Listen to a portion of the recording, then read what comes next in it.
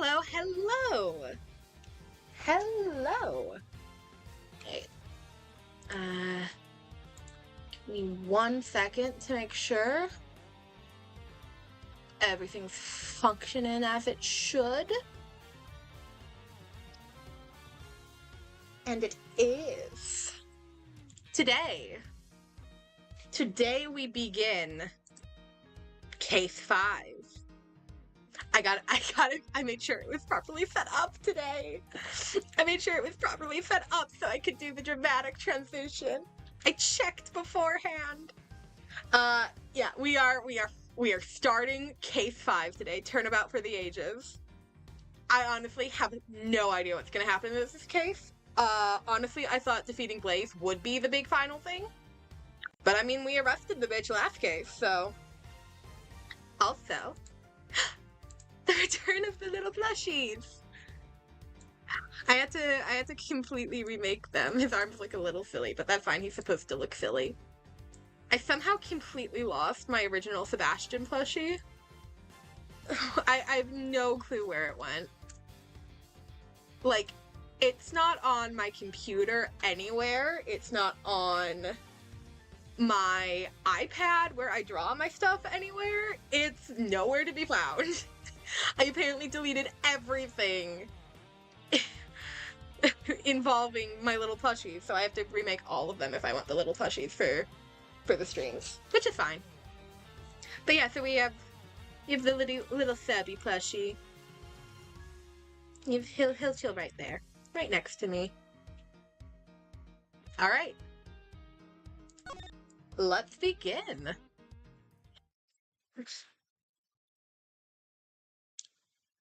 Episode 5, Turnabout for the Ages. Ooh. Ooh. Oh. Oh, it's the movie thing, isn't it?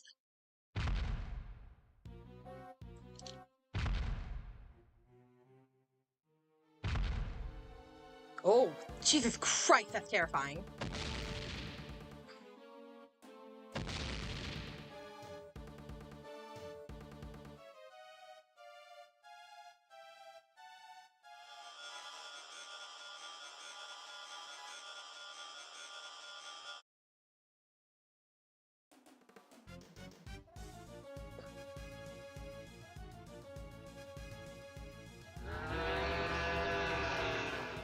That thing is terrifying. Let me just say, that thing is terrifying. Oh, hey, Lotta's still with us. I thought, you know, I assumed we would have ditched her at some point, but you know, that's cool. So, what's next for the great Miles Edgeworth, huh? Oh, wait. You are serious about not being a prosecutor no more, ain't ya? Yes, I am. No longer a prosecutor. It's hard to believe. And yet... I can't stop thinking about what Mr. the Killer said. Me either. Congratulations on another case solved. Yet I can't truly say it's been fully resolved, can you? This isn't over. We still don't know who that mysterious figure in the red raincoat at Gourd Lake was. Who really wrote that letter? We've been dancing to somebody else's tune this whole time. But whose? I still can't let it go, huh? You're like a dog with a dang bone, both y'all are. Well, I got me some reporting to do, so I'll catch y'all some other time, I guess. Whoa, you have a new story to chase already? You trying to patronize me, girlie? You bet I got a new story, more than you can shake a stick at. A good reporter always has 3 or 4 leads bubbling away on the old scoop pot. Somebody, please. Whoa, what now? Hi, Penny. Please, you have to help me. Huh. Do I know her? What's the matter? Has something happened? There's a body! It looks almost like a monster might have... A monster? Well, anybody else know that sweet, sweet smell of scoop soup? This way! Hurry! Lana's run animation is hilarious! Oh my god! Hold on. I just watched it again on the stream. That's hilarious. What's happened now? What indeed? I suppose there's only one way to find out.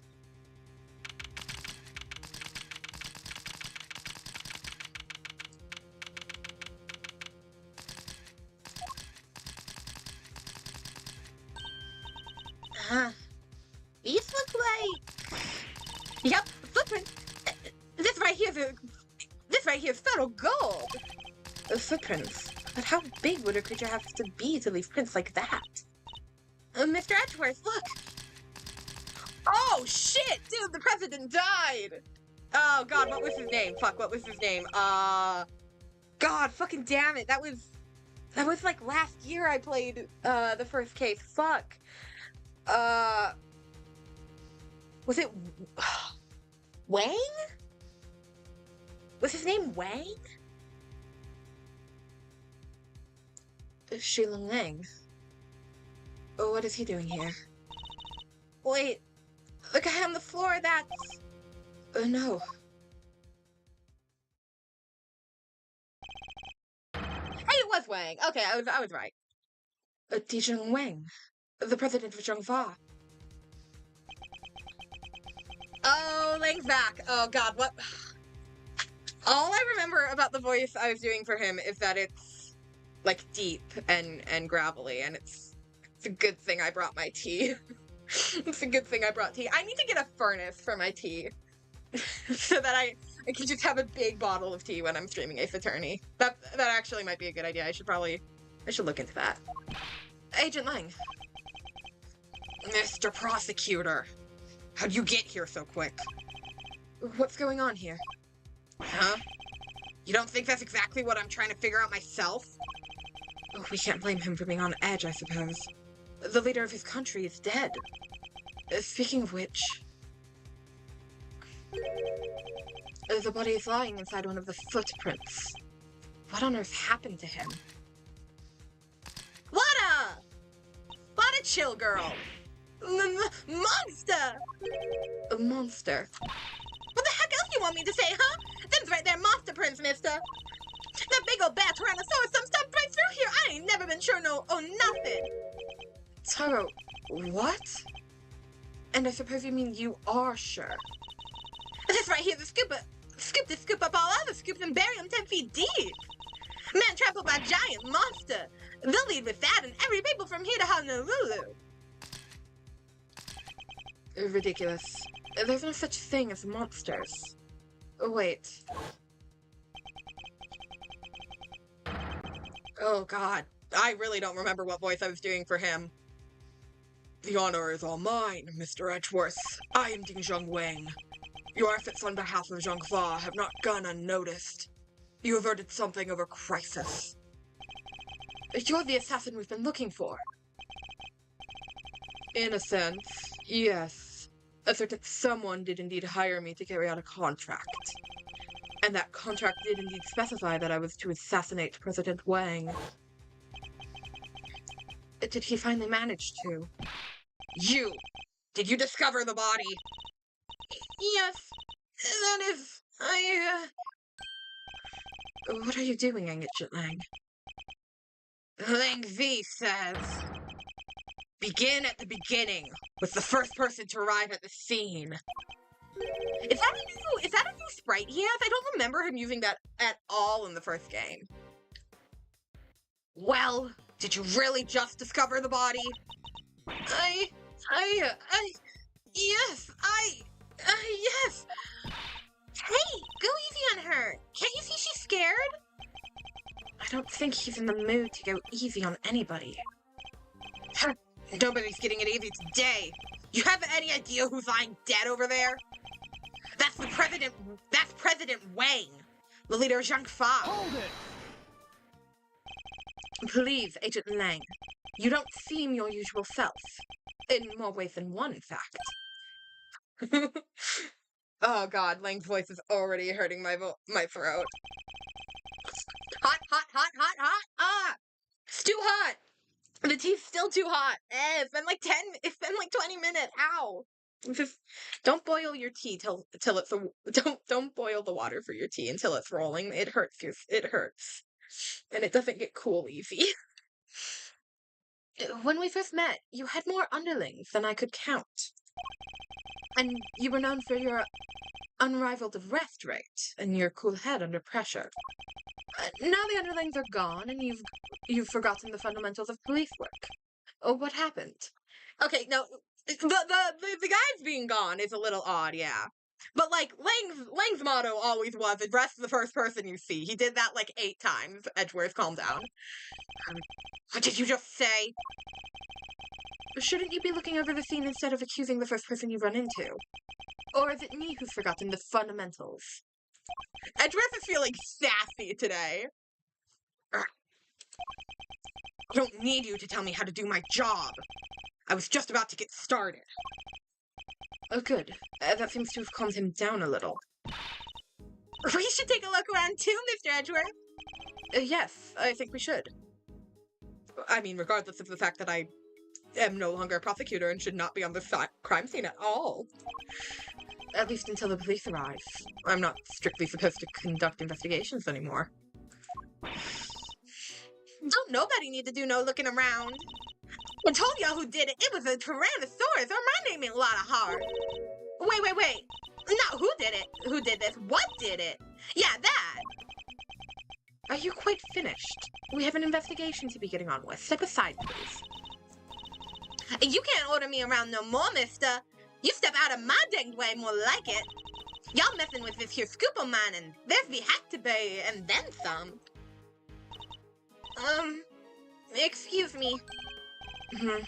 The woman who found the body. Where do I know her from? You're Mr. Edgeworth, right? Do you remember me? Oh, yes, of course. We met on that case. No way! You two know each other? Yes, as a matter of fact, we do. From somewhere. Edgeworth having shit memory is my favorite canonical detail of Ace Attorney. Because it's hilarious. Dude can't remember shit. Great to meet you! I'm Kay Faraday, Mr. Edgeworth's assistant. Wow, I never knew you had your own adorable little assistant. I'm Penny Nichols. I work over at Global Studios. I'm in charge of props. It's nice to meet you. Ah, of course. One of my old cases involved a murder on the set of the Steel Samurai show. She was a member of the crew and thus a person of interest. Our paths must have crossed several times while it was all going on. And yet, I'd completely forgotten her. It's good to see you again. So, if you're here, I guess that means... That's right. We're here on location filming for Global Studios. I like that they kept her name as assistant instead of, you know, putting her actual name. It's kind of a big feature, to tell you the truth. I was first in today, wanted to make an early start. But then I noticed something was wrong. The footprints and the body. We'll take a closer look at the body in just a moment. In the meantime, can I ask you to notify the police? Yes, of course. Right away. I'll need to speak to her at length a little later. But first, let's go over the scene. There's plenty to look at besides the body. I'll need to examine everything in detail. Alright. Maybe my tea's cool now. Tea's cool. Still burns a little, but it'll be fine. Alright. Okay. Miss Nichols, where does this exit lead? That? Oh, onto the grounds of a big building. Yet another case with direct ties to that same building. The building with the hidden 51st floor used to store lots of the lots for illicit auctions. I guess it won't be much of a surprise if it turns out to be hiding yet more secrets. Alright. Huh. Look at this chain and padlock. Oh, look at that! Somebody cut the chain! They did? I'm sure it was still intact when I left yesterday. I'd say it's possible that this is where the killer entered from.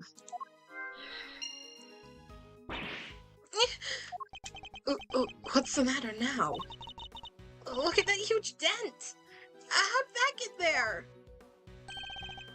You're right. That is a big dent. It would have taken a sizable object to make it, and a heavy one too. That wasn't like that yesterday either. It wasn't? I guess that means the dent must have been made last night at some point. Okay. Let's talk to Lotta. Let's see what Lotta's got going on. What is it now? Can't y'all see I'm busy? Go leave some room to work, you know? Why are you so obsessed with the idea that this was a monster attack? Monsters don't exist. Surely even you know that. What do you... You don't know what the heck you're talking about! Tyrannosaurus is real, dang it! I know that for a fact! For a fact, hmm? And how is that possible exactly? Because I've seen him. What? You saw Tyrannosaurus? Where? How? Yeah, I've seen him, the big bad bull himself, right there in front of me. Have I been saying that word wrong? Wait,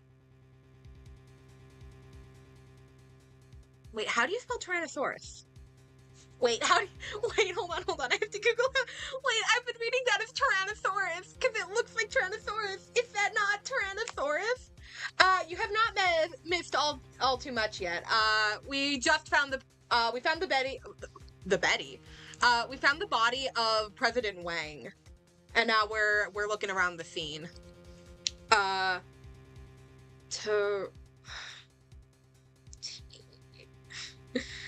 do you... Oh no, that's not Tyrannosaurus. Tyrannosaurus is white. I'm so fucking... Listen, I'm dyslexic. I can't be blamed for this.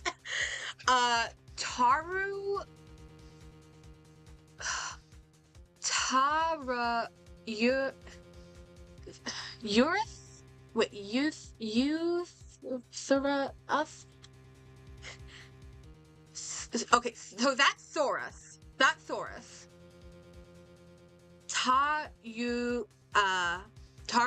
Is it Tarusaurus? Is that Tarusaurus? I'm gonna go with Tarusaurus. I legitimately thought that was how you spell Tyrannosaurus. Yeah, I've seen him, that big bad bull himself. Well, right there in front of me. Was up on the 51st floor over that there big building just yesterday, right? Gathering material for your story on the underground auction. Yes, we remember. Well, you ain't just Mr. ain't you just Mr. Memory Man? That's right, I done seen him right when I took that photo. The person in the red raincoat. Miss Ringer, right? Yep. I see that blonde. Yep. Y'all see that blonde right there next to little Miss Raincoat? Well, guess who was on the other side of that? Other side of it at that very moment. That's right, Tarusaurus. There's nothing there. Well, I can't really capture every dang thing. I was just a little too far away, that's all. But I seen it, all right, boy, did I. Tyrannosaurus' big old eyes staring right at me, peeking through the window. Window-peeking monster. Anyhow, I don't got time to be shooting the breeze with y'all. Snaps to snap, reportage to report. Quit bugging me, will y'all? Go on, get. That entire story was ridiculous. You don't believe a word she said, did you, Mr. Edgeworth?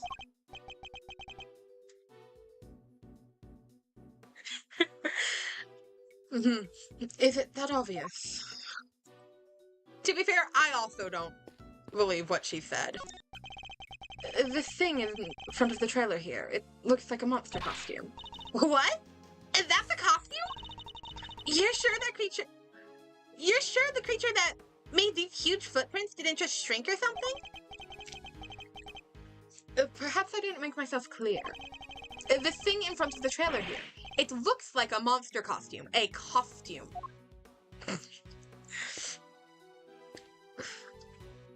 Oh, talk about the ladder! Talk about the ladder! Oh, can I talk about the ladder? This looks like equipment used by the lighting department. Oh, wait! Just remembered there was something I wanted to ask you. Could you maybe light me up when I'm doing my next robbery? Help me look super cool? You want me to shine a light on you while you're committing a crime? You bet I do. What's so weird about that?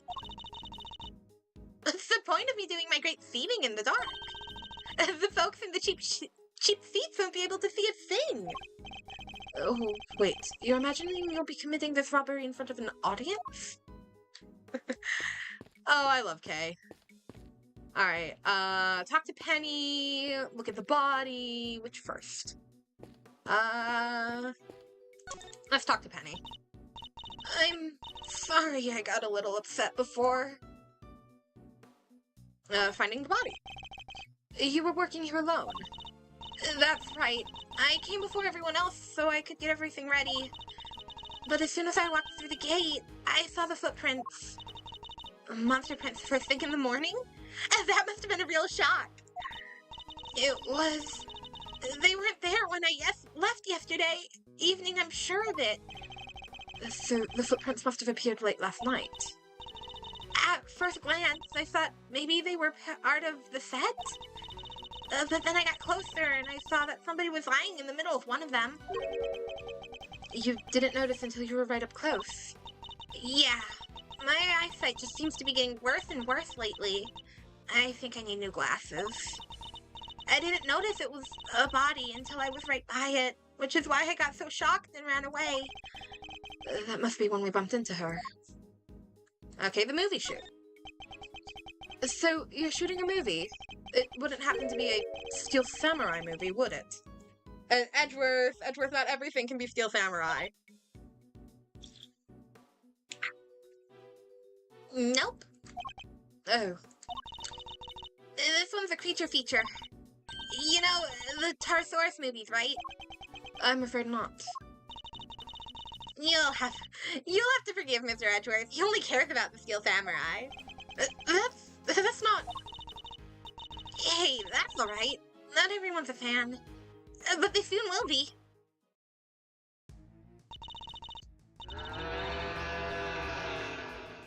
Ow, that's loud. I was just about to start jamming to the music. This music is cool. He's back! After 12 years of silence! The big bad bull himself, Pterosaurus! It's the first Pterosaurus movie in a long time, so the crew's super excited about it. And part of it sets here at the big building. So we've been shooting on location. That explains what we saw yesterday. What's happening here? What's going on with the building? Just stay calm and talk to me, kid. Cut! I'm so sorry. We're shooting a movie. Could you, That must be what they were filming. So, does Pterosaurus smash the big building to pieces in the movie? I bet he does, right? Would you like to know? You'll just have to wait to find out in the theater. Here, you can have this if you'd like. Oh, thank you. An epic rivalry is born. The legendary Pterosaurus versus Gordy? A global studio production? Yes! Make Gordy fight! Also, I love that Gordy's just a giant snake, it looks like.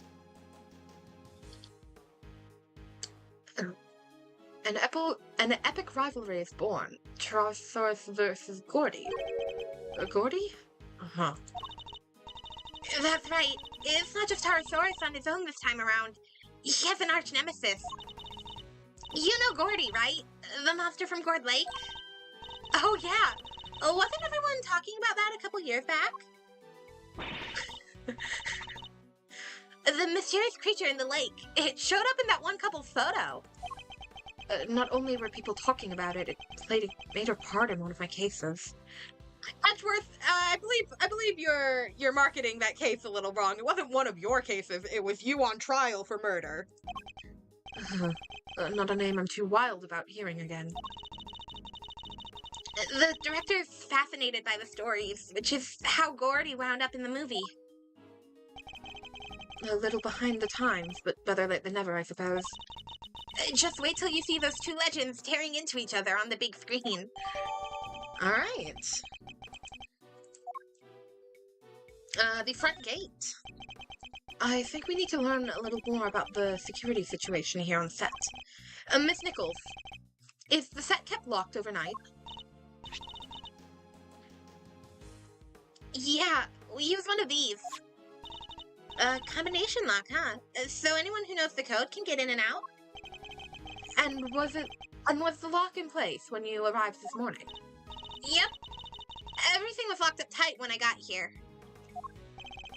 Who knows the combination? Oh, the producer, the director, the crew, the actors. Basically everyone who's working on the movie.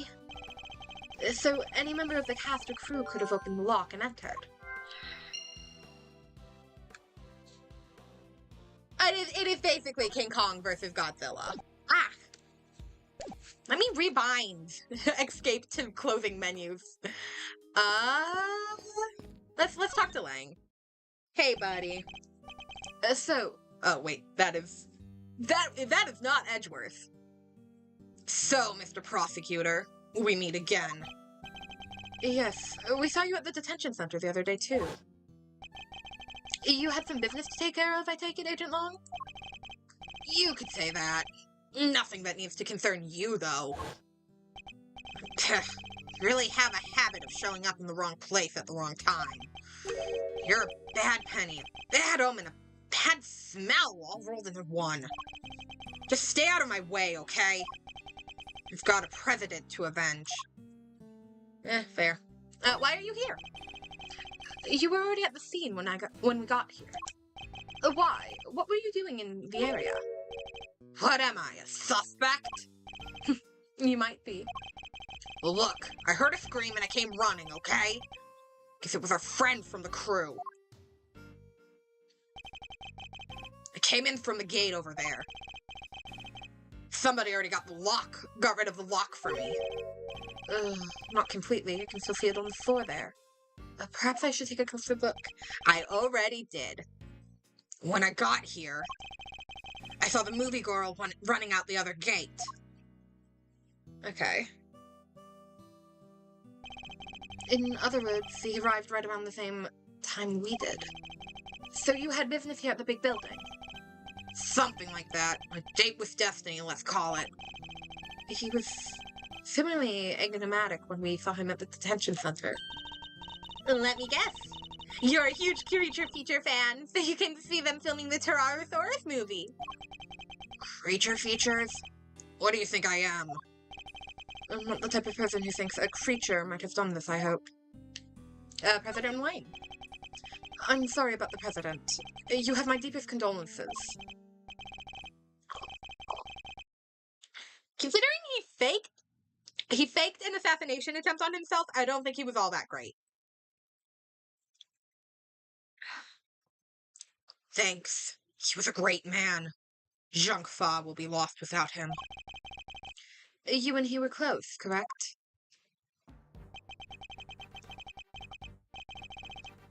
That beard is insane!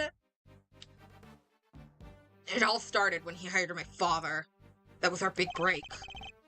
Our family kept him safe. That was our most important duty and our most sacred.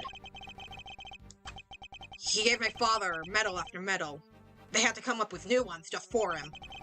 In the end, there were no more medals left to give, so he made us the keepers of his last will and testament. Those medals, that duty, they're our greatest pride. Our family jewels. Never thought we'd be unsealing that will so soon. Whoa. It sounds like your family and the president were super close. But wait, And that whole thing happened back at the lake. You weren't with the president then, right? Ace Attorney has the most wild facial hair. Yeah, why weren't you at the lake long? Look, a lot happened, okay? This was all 12 years ago or more. My father and the president being friends, our family being the one who kept him safe. He just changed one day. It's like he became a different person. Now he doesn't trust the police one bit. I wonder what happened 12 years ago. But regardless of what happened, I still respect him. Zhangfa may not be a big country, but he held the place together. Dang it! Sorry, that's damn it, not dang it. I'm so used to not swearing. Dang it! What was his security detail thinking? I imagine you've already contacted the embassy. Of course I have. And the government. And my family. They'll be going crazy right now thinking about what needs to happen with that will. Things will be getting crazy here soon, too. Those bodyguards will be all over the place. If you're not a fan of trouble, I'd leave before they get here. Look, Mr. Prosecutor. Hey, someone tell Long about all what went down the other day. These days, I'm a one-man outfit, a lone wolf. They won't be letting me lead this investigation. But I've still got fangs, and I can still bite back. I'll find whoever did this, and I won't let you or anybody else get in my way. Fair enough.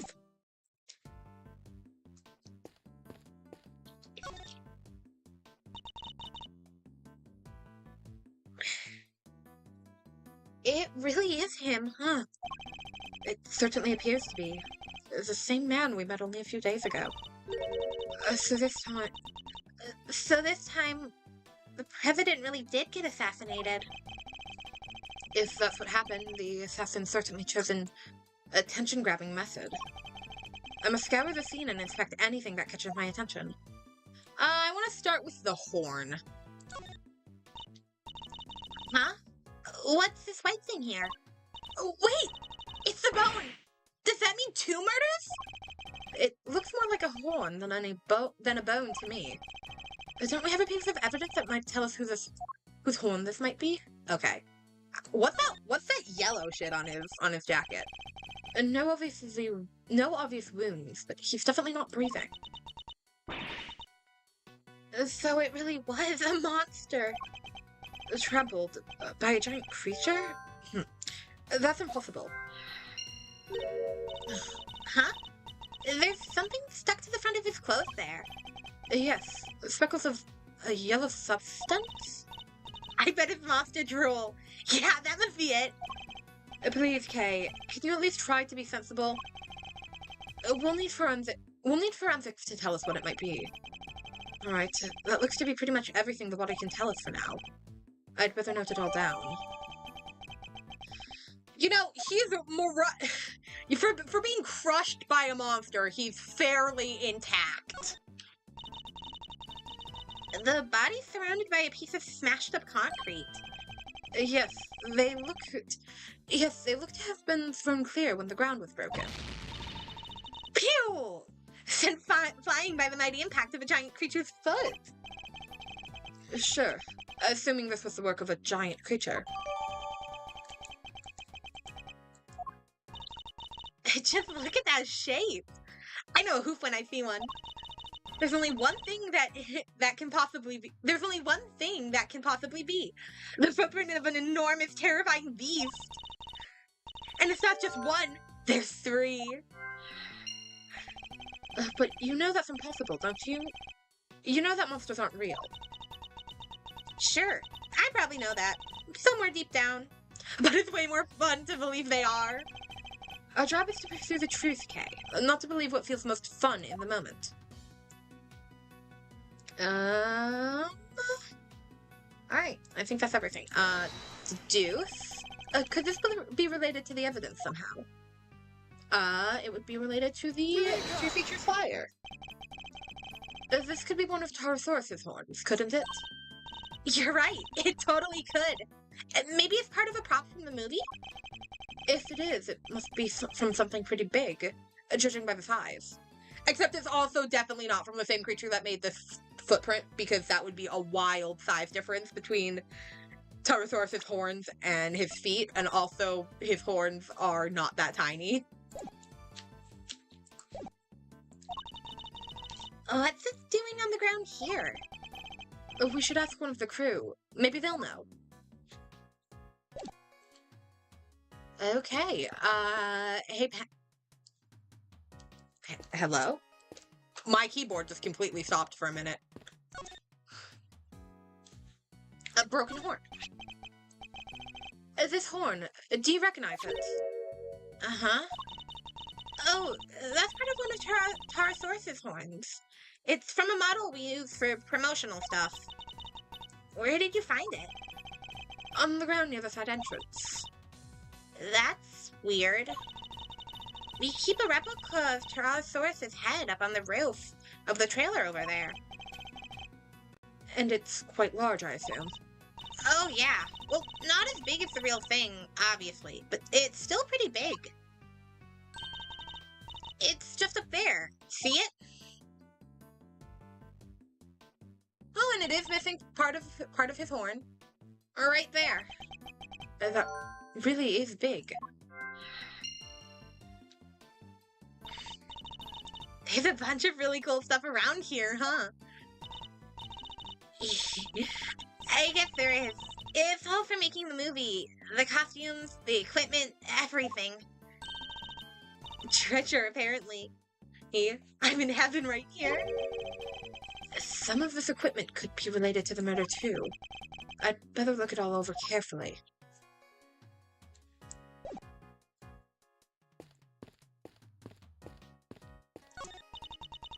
What's this big metal stick thing? Oh, is it for climbing trees or something? No, it's a camera crane. It's used for filming from an elevated viewpoint. There's no camera currently attached, but it would usually be positioned at the top here. Gotcha! It sounds perfect for casing places before a burglary. Mind if I go ask somebody about borrowing it? Everything is bigger in the movies. And how do you propose to transport it if the answer is yes? Easy! You take the bottom part, I'll take the top. So I'm helping now. And if we go one little step at a time, we'll be back at your place before we know it. And we're walking it back to my house? Kay really did just steal Edgeworth's house. Hey! These are the plastic sheets you can put down when you have a picnic. They're plastic sheets. That much is true. But I don't think that's what they're used for. Want me to explain, Mr. Edgeworth? Those are waterproof sheets. We use them to protect the camera when it's up on the crane. If it starts raining while we're shooting, we can just cover it up and keep going. I see. So they must be pretty big, right? Oh, yeah. They have to be able to cover the whole rig. Wouldn't be much point in using them otherwise. The weather was pretty patchy yesterday, so we wound up using them quite a bit. Okay. Okay, I think I looked at everything, which means it's logic time. Okay, oh wow, we have a lot of stuff. Okay. Combination lock, side gate chain cut, footprint.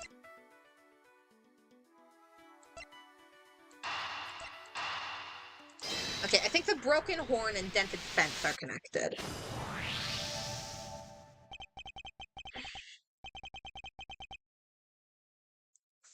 Both the dented fence and the broken horn weren't there yesterday, according to our witness. Which leads me to wonder. Wait, you think the giant Pterosaurus head could have... I do. I think it could have well rolled off the trailer roof and landed on the lot below. It seems more than possible. And it also means... well, that someone put it back up on the roof. Was he stomped on? Pterosaurus head... Combination lock, 3 footprints, side gate chain cut. Well, was he stomped on or was he crushed by the head?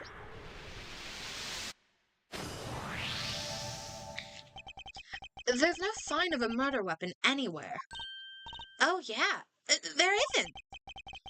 No, this is still only a possibility. But if the Tyrannosaurus head somehow fell from the roof up there... Yeah, that could kill somebody for sure. Miss Nichols, would you mind if we took a look up on the roof of the trailer? You want to go up there? Sure. I don't see why not. Knock yourself out. Oh, but don't do that literally. The steps can be kind of slippery. Alright, I'm done here. Found out what I need to know for now. And what might that be, I wonder? I was gonna say shit, the cops are here, but no, it's just the kid.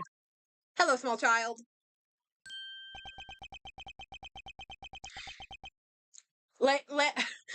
In this episode of Ace Attorney, Agent Lang fist fights a child.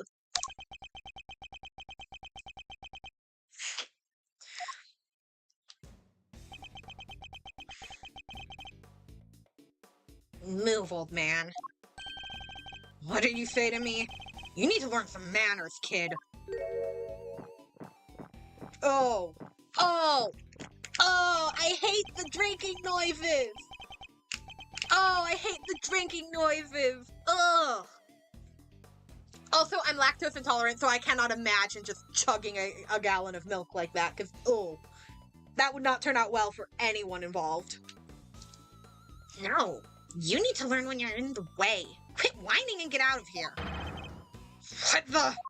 Wow, I was right. In this episode, Agent Lang does fist fight a child. I'm so sorry about him.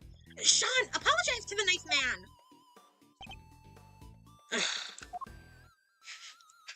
Oh, we did not get a fist fight.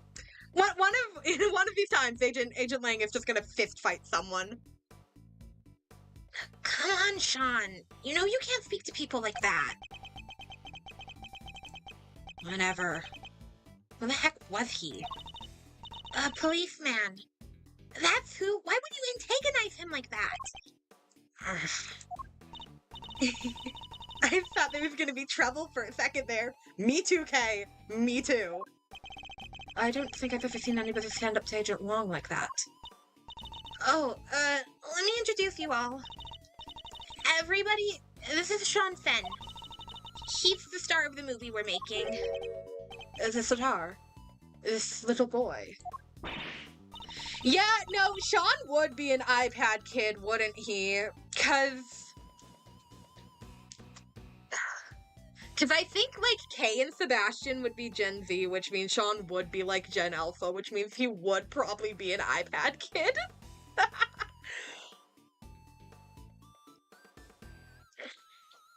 Hi there, I'm Kay Faraday. It's great to meet you. Sean, this is Miles Edgeworth. He's a prosecutor.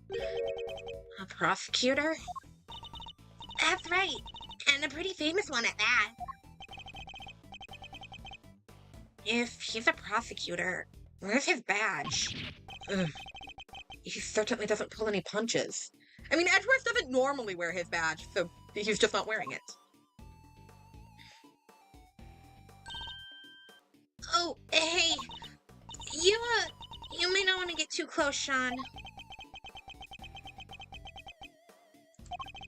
She's right.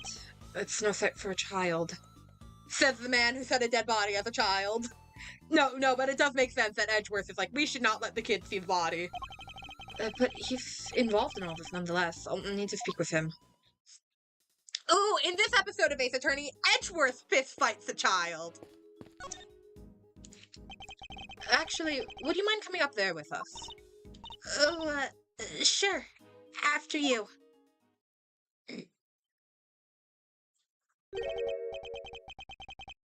So this is the mighty Tyrannosaurus. Huh. He looks different from before. Here, he's way cooler on the flyer. What's with the weird nose ring on this model? Oh, I forgot. You two aren't Pterosaurus fans. This is the original Pterosaurus design from 12 years back. Huh? So, what's this one on the flyer? That's the all-new Pterosaurus. They gave him a makeover, especially for this movie. But he looks so much more contemporary now. Don't you think?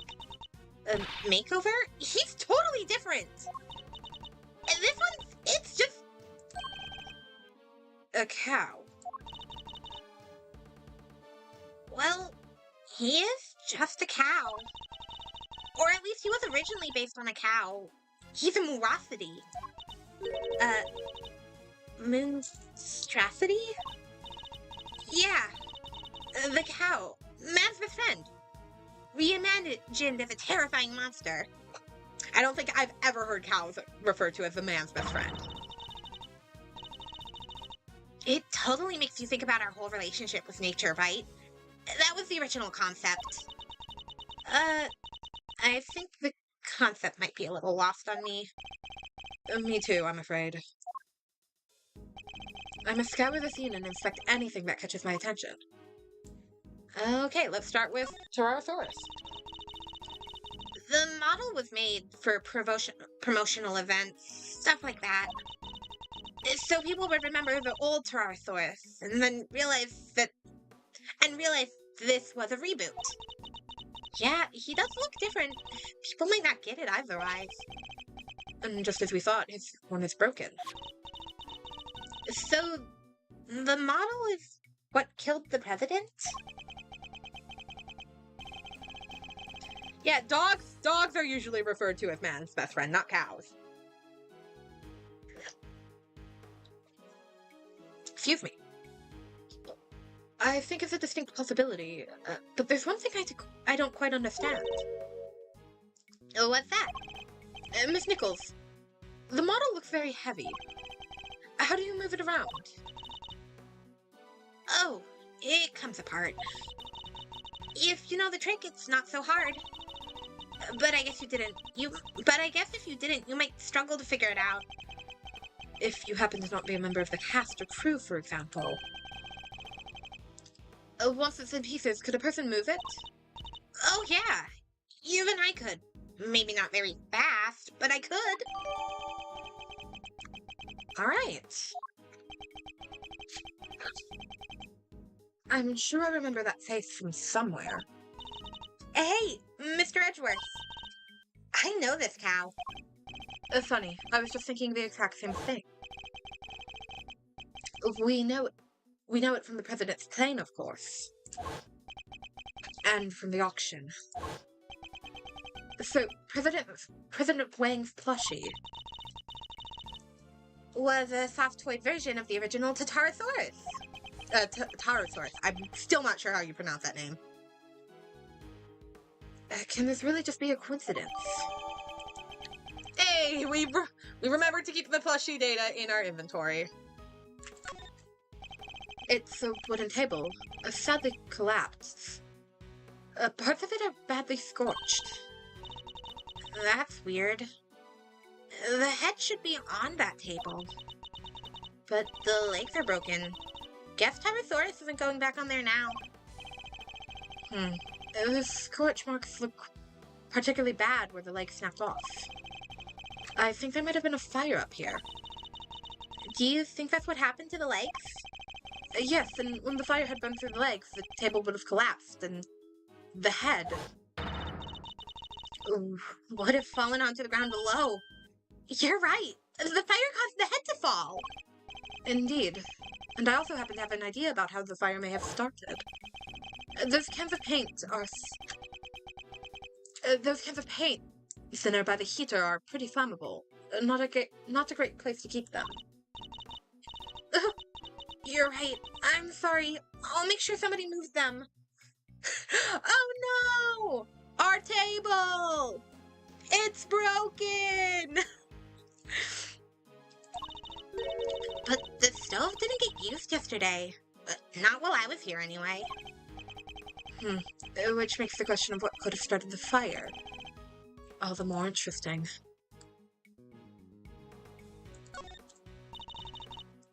There's a heater here. Do you think it's to keep the crew warm or something? I would imagine so. It's spring now, but the evenings can still get pretty chilly. It really gets in your bones. Ah, come on, Mr. Edgeworth. You can't start talking like an old fogey. You already look like one. You have to talk young and bright and happy. You may not have noticed, Kay, but that's not exactly my style. Listen, Edgeworth was born like 85. Edgeworth was born being an old man. These looks like cans of paint thinner. I guess they were being used by the prop department. Look at the ground around them, Mr. Edgeworth. It's all burned. Indeed. As if the blue sheet underneath and the nearby newspapers and the outside of the cans. Wait, do you think the Tarosaurus head can breathe fire? Nah, this old guy doesn't look like the fire-breathing type. That's not even possible, let alone likely. Still, the fire was started somehow.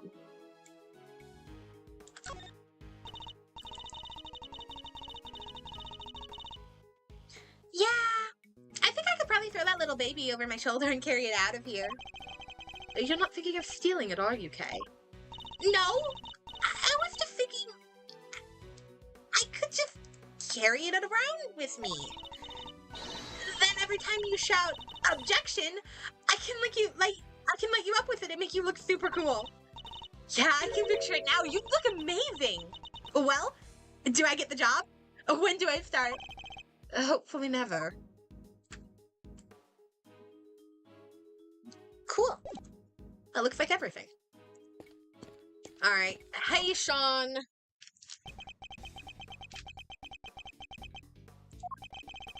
It was Sean, wasn't it? Do you mind if I ask you some questions? Are you really a prosecutor? You just look like an old guy to me. I am. Old guy. Charmed, I'm sure.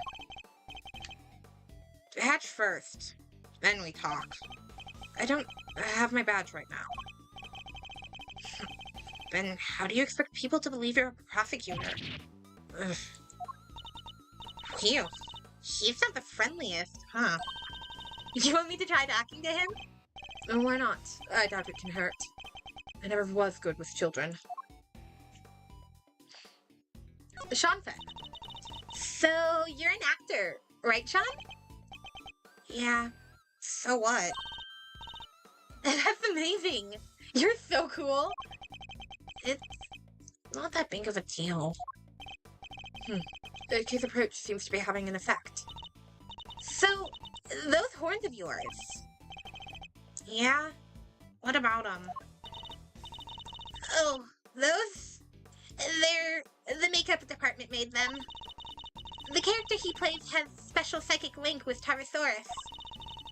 And the horns allow him to communicate with his giant friend. Isn't that right, Sean? Just shut up, will you? They don't need to know all that stuff. Oh, sorry. Well, the power dynamic seems seems pretty obvious.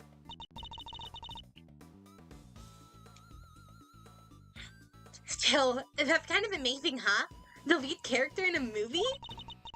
Well, you're still in elementary school? That's crazy. Oh. Oh. Ha. Ha.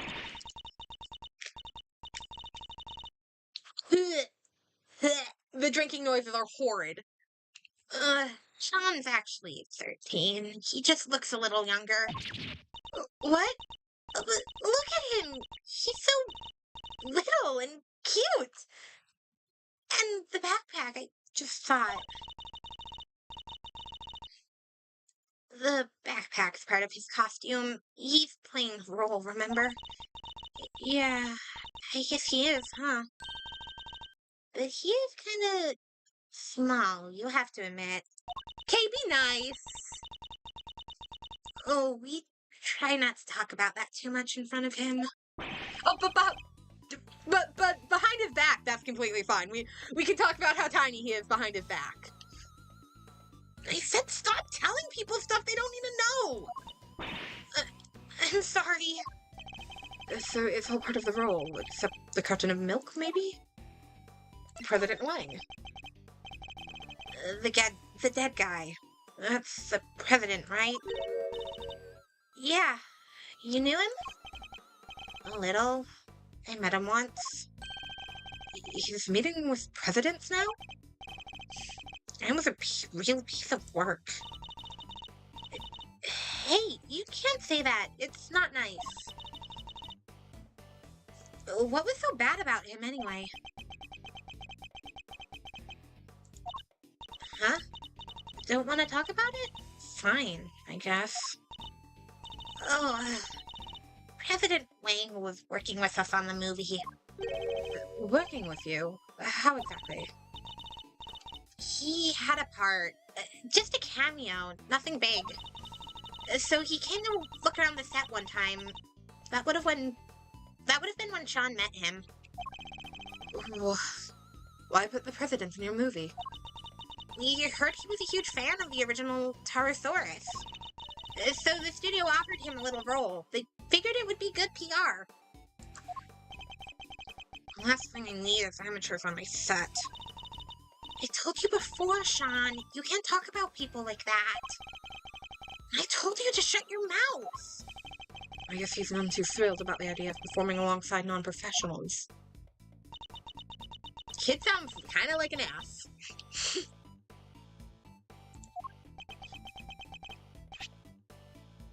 Oh, here. What's this? Oh, wait. From yesterday? A photograph? Yeah. I just got them printed. You can keep it if you want. Wow, such a great picture. And you brought it especially for me? That's so kind, thank you. No, I just happen to have a spare, that's all. I hope you don't mind me asking, but can we take a look too? Oh, sure, here. So it was taken yesterday. No footprints and certainly no body. Okay. We've gathered some useful information. Now to use my powers of logic to put it all together. Look at this graph! That vine is incredible. The forcing of the word graph into a section of, like, the amount of, like, graph and photograph do not have the same amount of syllables, so it just sounds so awkward. I love it, though. Side lock and combination lock.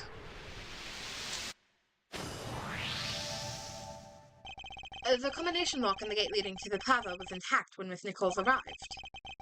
But the lock in the gate leading to the side of the big building had been cut. What does that tell us? Easy! That the killer used the side gate. Precisely.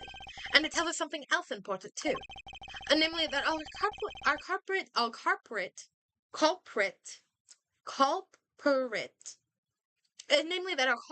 didn't know the number for the combination lock. You're right. It would have been way easier to come in that way if they did. But instead they chose the classic thief route, the lesser-known side entrance. This is no run-of-the-mill criminal, Mr. Edgeworth. Oh, we need to keep our wits about us. I'm not sure we should be excited by that fact, Kay. Anyways, we know that everybody working on the movie knew about the combination, which makes it likely that our culprit wasn't a member of the cast or crew. Alright. Hey, investigation complete! Alright, I think that just about wraps up our preliminary investigation.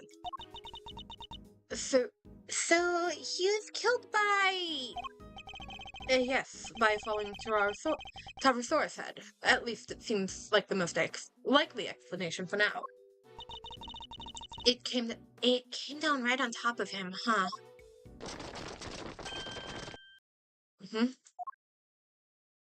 Oh. Hey, I thought you weren't leading the investigation. Well, they took their time, but here are the police. bodyguards, the whole gang.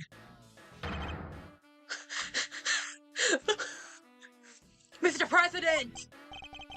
It's a little late for that, don't you think? Curses! Who did this? Whoever it was made a big mistake. But I promise you this. He'll pay. I'm on their trail already. What? What do you mean? Our president may have been murdered, but that doesn't mean extraterritoriality applies. The local police have jurisdiction. Luckily, I know the right people to talk to. And I just got myself second into the case. Lowly one-man outfit or not, I'll be working on this one. It sounds like you already have an idea of where you'd like to focus your inquiries. More than that, I've already caught scent of my prey. Take a look at this. It's a printout from a security camera on the viewing platform at the top of a big building.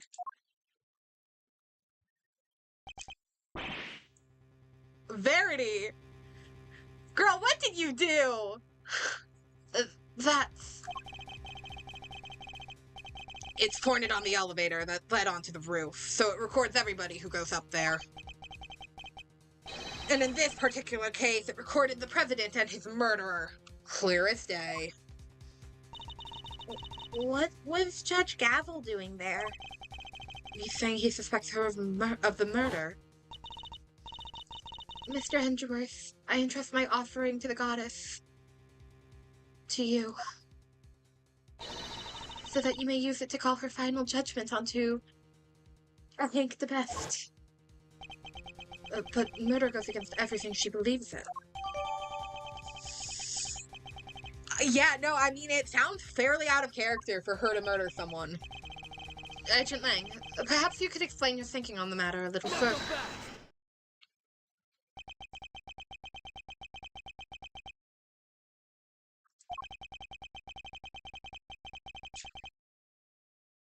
I don't think you need to look into that rumor all that much. I think you should just ignore that rumor. I think it would be better for everyone if you just ignored that rumor.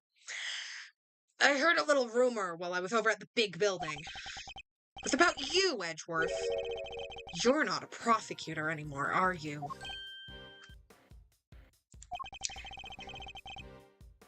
Hello! Which means you don't have jurisdiction here.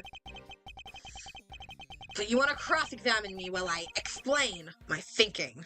Why would I agree to that? Curses. Hey, don't be like that! You were the one who was just talking about being a lonely one-man outfit.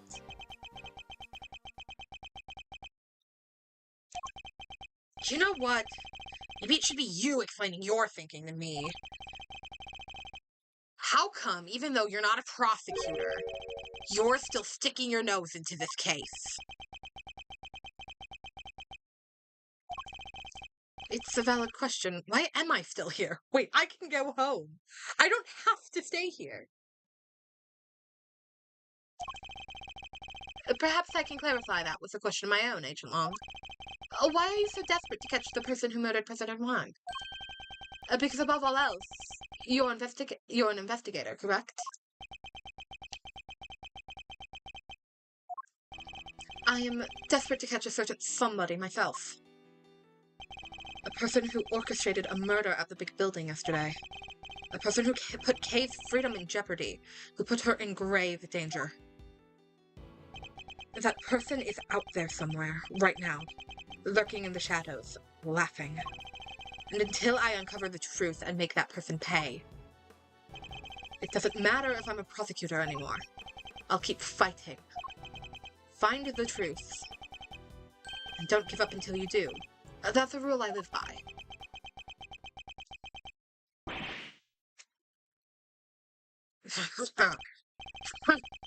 You may have the look of a smart guy, but you're a fool just like the rest of us.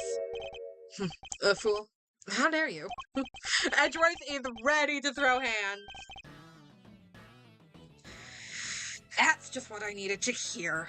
Fine, you're in. I've lost my minions, and you've lost your fancy title. But it seems neither of us are prepared to give up on this investigation. Now, seeing as we're both so stubborn, about we go head-to-head and thrash out the details?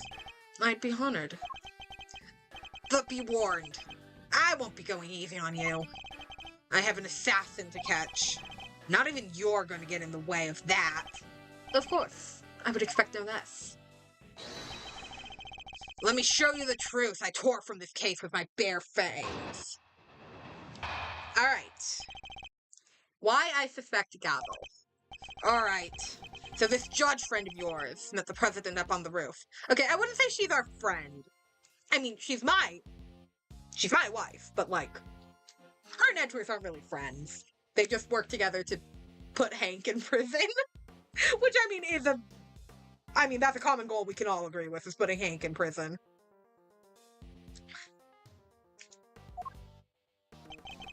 And then she pushed him, and he landed right here. This all happened the night before last. This all happened the night before last. So 2 nights ago. How did we not find this body for like 2 days? The people had all been cleared from the viewing platform, so it was just the 2 of them up there. That pretty much sums it up. No doubt about it. She killed the president. They were completely alone. No bodyguards. None. I checked. His security detail had no idea he even went up there. She must have gone in secret. Maybe it was a conversation they didn't want anybody to hear. But what kind of conversation? How are the 2 of them even connected? Seems like the president spoke to the owner of the building ahead of time. He had himself set aside.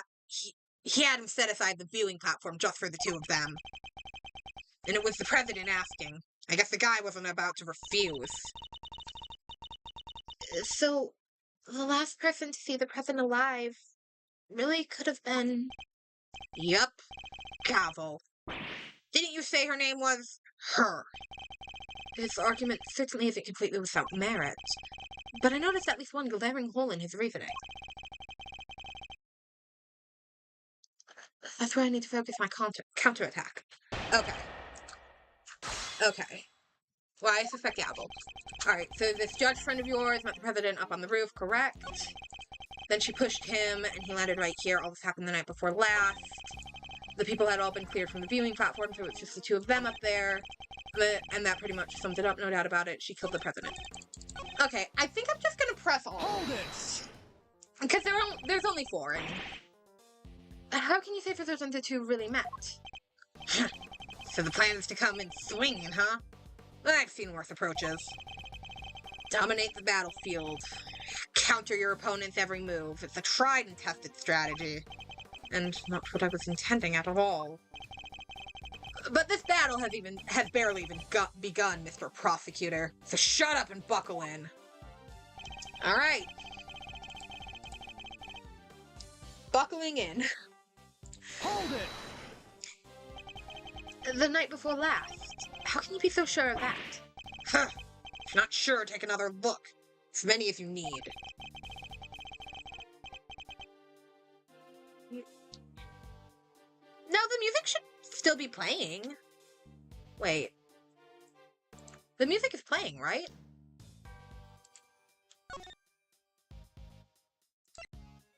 Hold on. I have it turned down so that, I can still hear, but it should be playing. Wait. Yeah, no, the music is playing.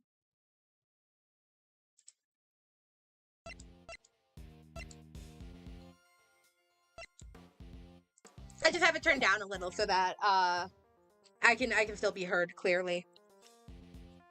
There's pictures from the camera set up on the viewing platform, like I said. And the camera doesn't lie. It's from 2 nights ago. How did we not find his body for 2 nights? Objection!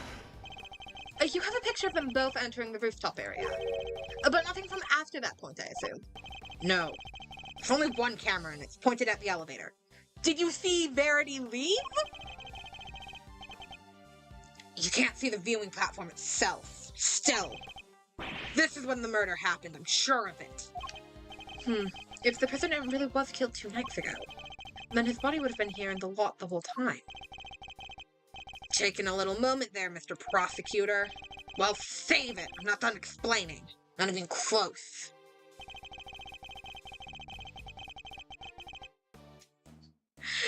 The camera is specifically out to mess with Lang specifically. Do we have anything from Penny stating that that they were filming yesterday?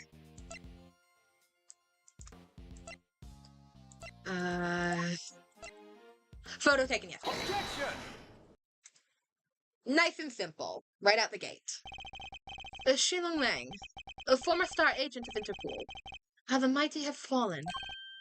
What? Take a look at this picture. Take a look at this photograph, if you will. It's a beautiful behind-the-scenes shot of some of the cast and crew. Look at those smiles. Well, maybe not Sean's, but you know what I mean. It was taken only yesterday. What? If Judge Gavel really did kill President Wang the night before last, then the body would have been clearly visible in the background of this picture. What? Perhaps you should have taken a little more time to speak with those involved. Edgeworth is so petty. I love him so much. He's such a little shit. And I love that for him. After all, thorough witness interviews are form the basis of any good investigation, as you should know. I don't think I've ever seen you so happy, Mr. Edgeworth. You really do love backing your opponents into a corner, huh? Fine! You got me. Let's say it's been a while. I almost missed it. Perhaps if you tried to stay a little calmer while conducting your investigations in the future. Don't push your luck, Edgeworth. Lang V says, the righteous anger of a wolf lasts 100 years. I won't be calming down anytime soon. Not until we've caught the president's killer. I want the same thing. We all do. Nonetheless, the body appeared last night. You have to accept that now. And there's one other thing you'll need to accept. The president didn't die from a fall. That's right! He was crushed by the falling head of a giant monster. The incident occurred here on the movie set, not atop of the big building. Said you. But that's just your theory. I'm not about to give up my own because of it. But it literally cannot have happened the night before last. It physically could not have happened. Oh, we just proved that. We just proved that with this picture. Did you? What if your friend Gavel pushed the president off the big building the night before last? Then came down here to the movie set and hid the body somewhere. Here, but where? There's all kinds of stuff down here. Costumes, equipment, you could hide it anywhere. Then come back a day later, last night in other words, and take it out again. But why would you do that?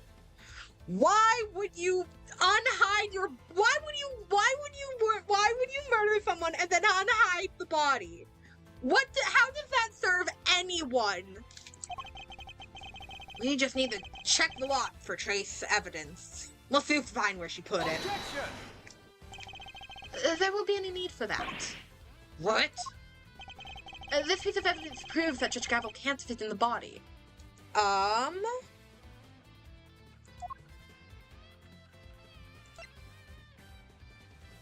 Touched.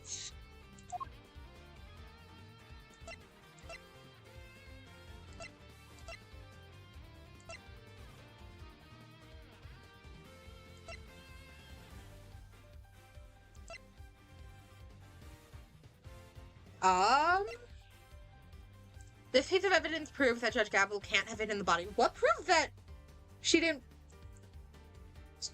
hide the body? Surrounded by flexi church. I'm thinking maybe the lock because she probably would have known the code. It's not the security camera footage. It's not the picture. It's not the poster. It's not the plushie. It's not the letter. It's not the Yatagarasu pin. It's not the big building. So it's none of this row. It's not this. Model of the first generation Tyrannosaurus design. Seems like it fell from the roof. on the set last night. Concrete was broken and the earth is exposed, but are they really footprints? Surrounded by shards of concrete, flecks of something yellow stuck to his clothes. Take that! Both entrances to this lot were locked. Alright, I guess that is it. And we already know that the chain on the side of the gate was cut only last night. Ugh. Judge Gavel had no way of getting in here to hide the body the night before last. Ugh. But the murder has to have happened 2 nights ago. Why are you so set on believing that? Because, if you remember, the picture was a printout from a video. There was no more. Why I still suspect Gavel? There's footage from a few dozen minutes after your friend went up on the roof with the president. Shows her heading back into the elevator, alone. You know what there's no footage of? President himself leaving the roof. There's no other way he could have gotten down from the top of the building that high, unless he was pushed by Gavel. I mean, we do have,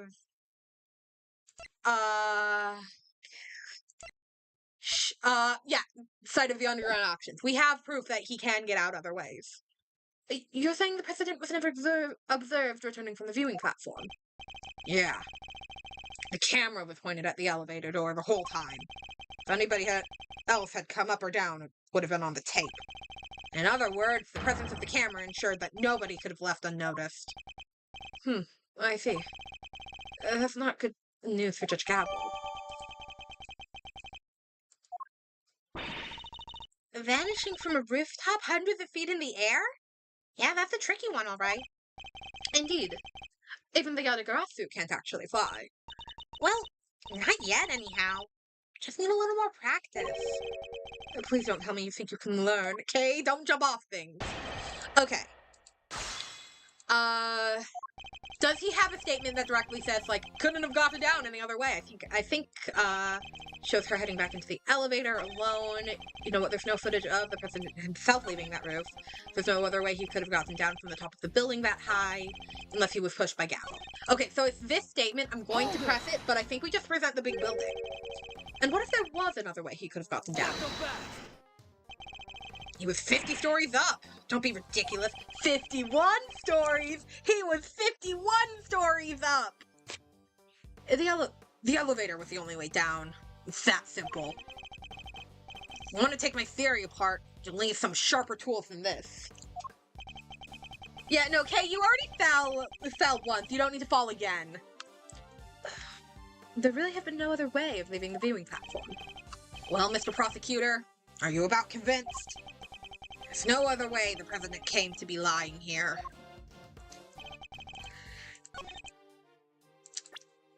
"51 stories, Lang."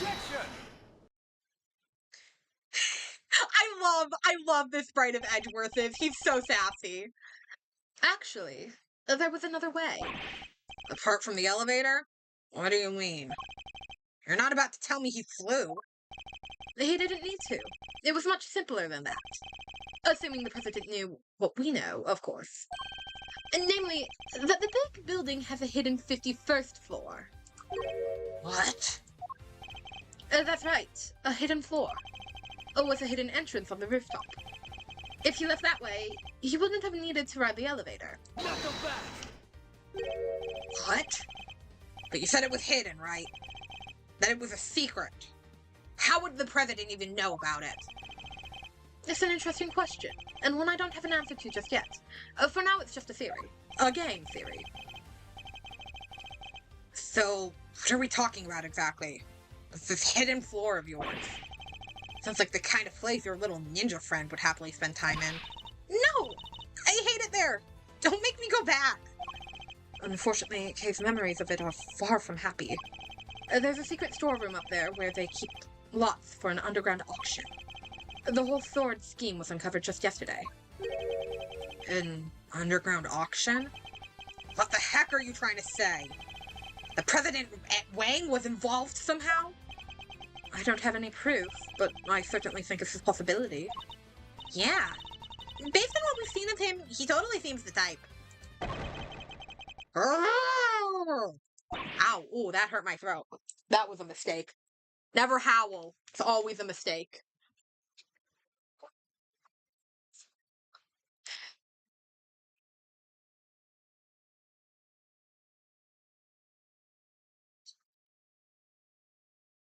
Alright.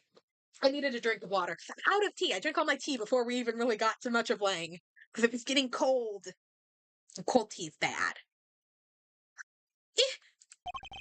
He'd never do that. Not the president. Illegal underground auctions? No. He has nothing to do with it. Nothing. What's gotten into him? I hope you two are feeling lucky. Because when people start saying stuff like that, I start biting. She ran away. You know nothing. Neither of you. You have no idea how much the people love him. How well respected he is. Yeah, no, my thought here is, it is President Wang's plushie. Maybe he wanted it back. Is that really true?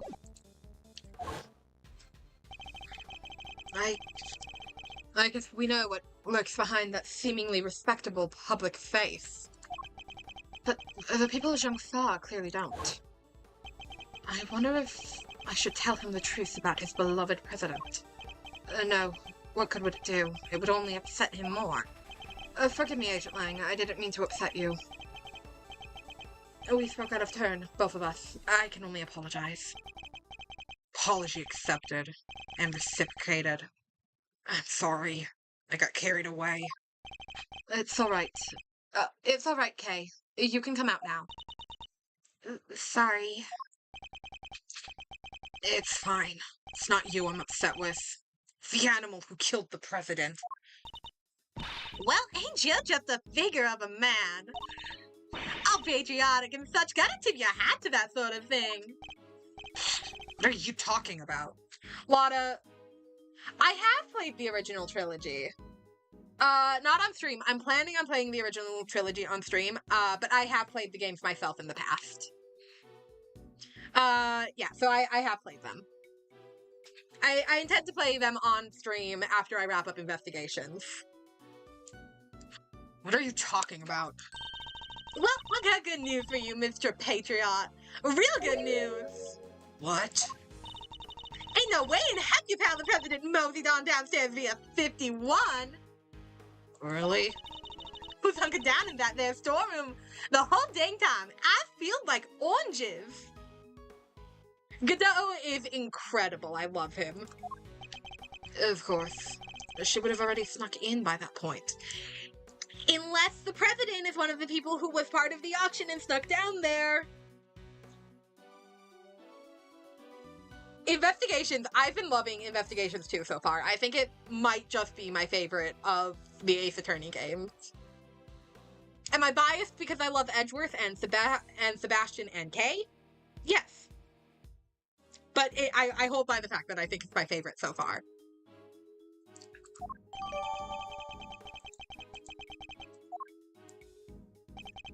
Thanks. That's very useful to know. Well, Mr. Prosecutor. What?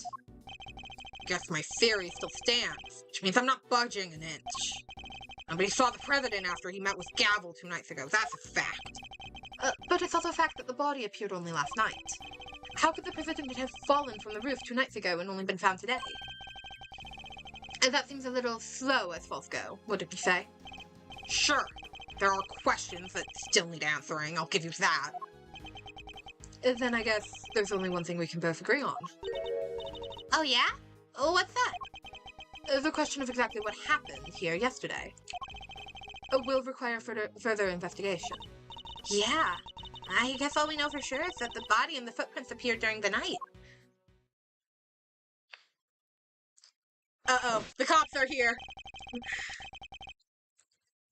Agent Lang, we'd like to hand the body off to the coroner if you don't mind. Fine. He's all yours. Just take care of him, okay? Oh, bye. Hey, they took the horn! That was my horn! one last thing. What? Yeah? Yeah, you found footprints near the body? You found footprints near the body. I mean, footprints in the footprints, if you will. Little ones in the big one. The human footprints in the monster print. Interesting. And what kind of prints? Sir, they were child footprints, about the size of your average elementary school kid. Sean! Sean, what did you do? Everyone just slowly turns to look at Sean like, dude, did you kill the president? What? Elementary school? No, it couldn't be. What now? Miss Nichols. Oh, I didn't mean to butt in. Sorry. Was there something you wanted to say? What is she so scared of? There's something I have to tell you. You'll probably think it was pretty awful of me, but I'm sure it's nothing you need to be quite so nervous about. Well, what is it? Last night I came here. What? You mean you came back to the set? Why? Well, I wanted to. I was worried about him, so I came back to check. Check on Sean, I mean. Sean? The boy. Makes sense. Yeah. You see, he stayed behind on his own last night to rehearse. Wow. He really takes the job seriously, huh? Well, this movie is his first lead role. He's trying so hard to make it perfect. So she might have seen what happened last night. Around what time was this? Let me see, it was already after 10, I think. It looks like it might be about to rain, so I got a little worried and came down. And when I got here, well... You saw something, didn't you? Yes. Sean was there on his own, running his lines, and towering above him there was this long, like really long neck. Yeah, no, I don't care that Sean is 13.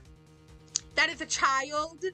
He should not be left alone on this movie set. He needs a guardian.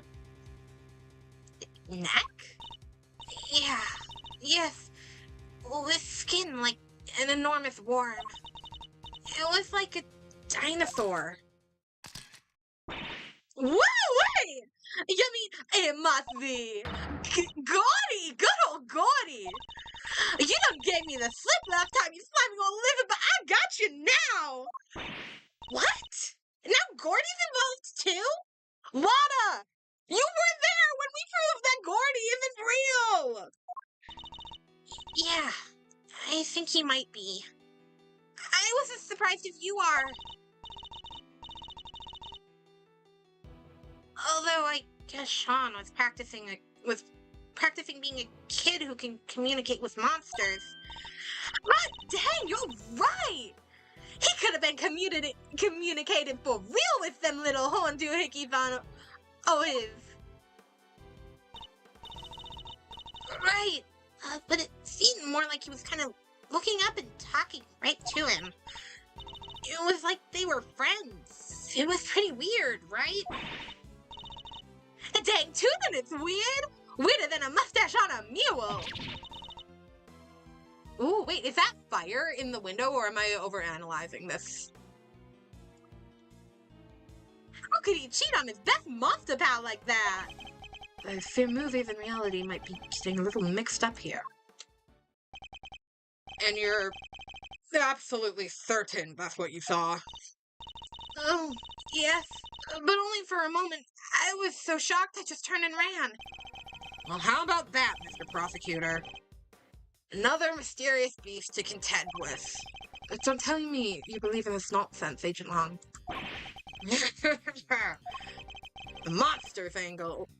The monster's angle's neither here nor there.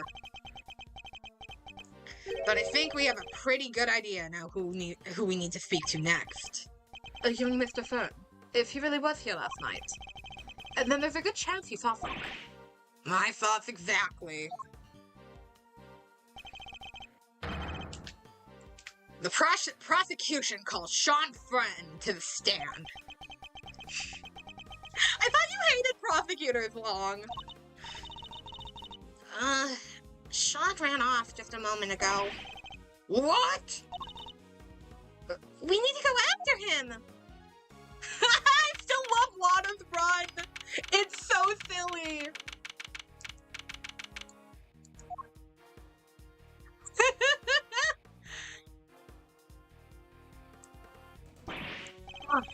Where the heck did he go?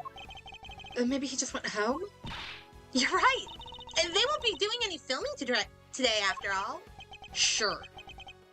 Or maybe he went on the lam. Nah, you're just overthinking things. Surely. He's a child, Agent Lang. There's no way he killed the president, not on his own. And who said he was on his own, huh? Maybe a monster gave him a hand. Maybe he summoned one of his little creature feature pals to help him. Yes, very funny. I'm not saying the kid did it. Not for sure, anyway. Not yet. But he's our most important witness right now. We need to find him. Gumshoe! Mr. Edgeworth! Hey! It's Gummy! Gumshoe? No! Oh, we made Gumshoe sad last case. He ran away. What was that about? Huh. Just goes to show that your police force can't be trusted. Are you saying you intend to continue investigating the president's murder alone? Yeah. So what? Well, last time we met you, you had about 800 other agents helping you. Sure, but I told you, I'm a lone wolf now. You got a problem with that? I don't need lackeys, and I don't need friends. All I need are these fangs right here. Keep things nice and simple. No lackeys. No friends. Anyways, catch you both around.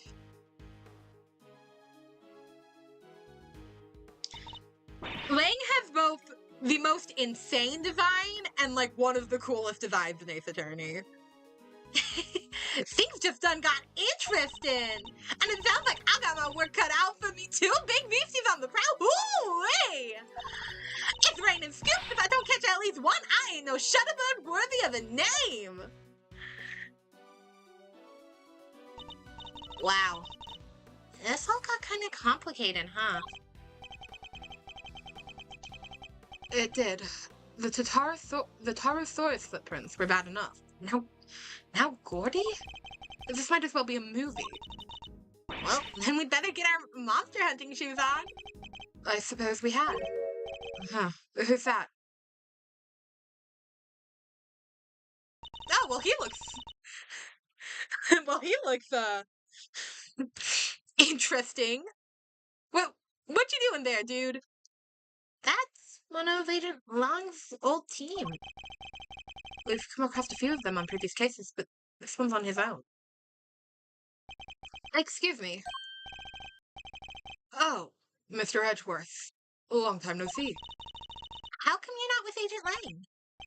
Shifu? Yeah. He's not technically my boss anymore. Really? What happened? You remember that case from a month or so back? I don't think it was even a month back, dude. The investigation games move insanely quick. The Yadagrasu case. How could we forget? He made kind of a big mistake there.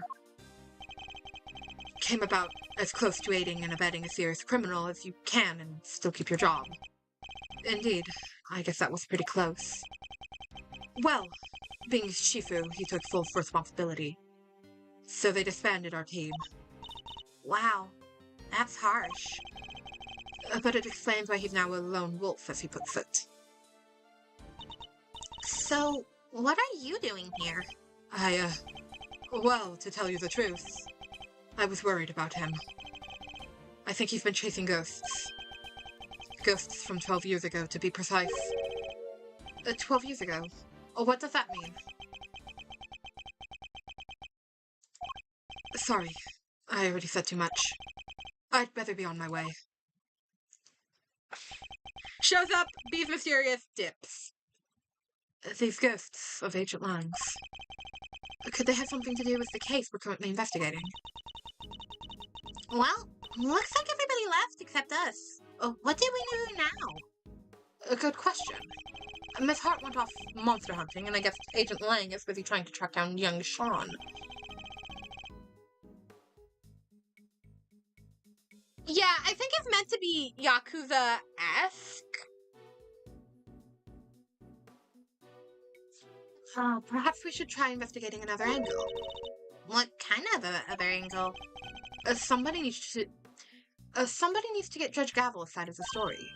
Oh yeah, you're right. What did she say again? Please, forgive me, but I'd better be on my way. I'm to preside over that trial if you feel unguarded a bit. I guess the trial will be beginning right about now. Indeed. I think we'd better head down to the courthouse, don't you? All right, let's go. Guys, you can take the taxi. Guys, there's a taxi. To be continued. I'm really interested in this case so far.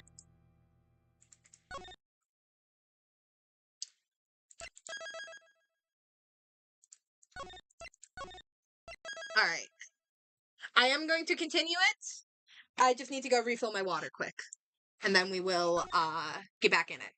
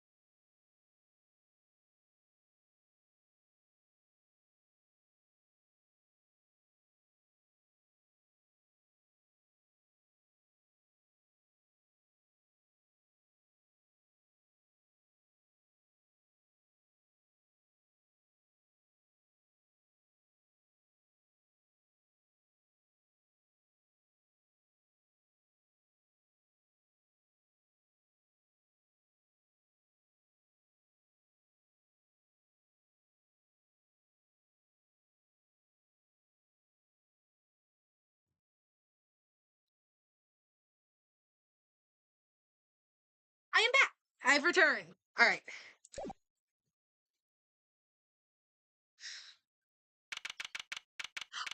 Ooh, Courtney's sprite looks so cool up there. Are we just gonna interrupt court? All right, Eddie and Franny. Is the defense ready to proceed? You bet. Bring it on, Big G.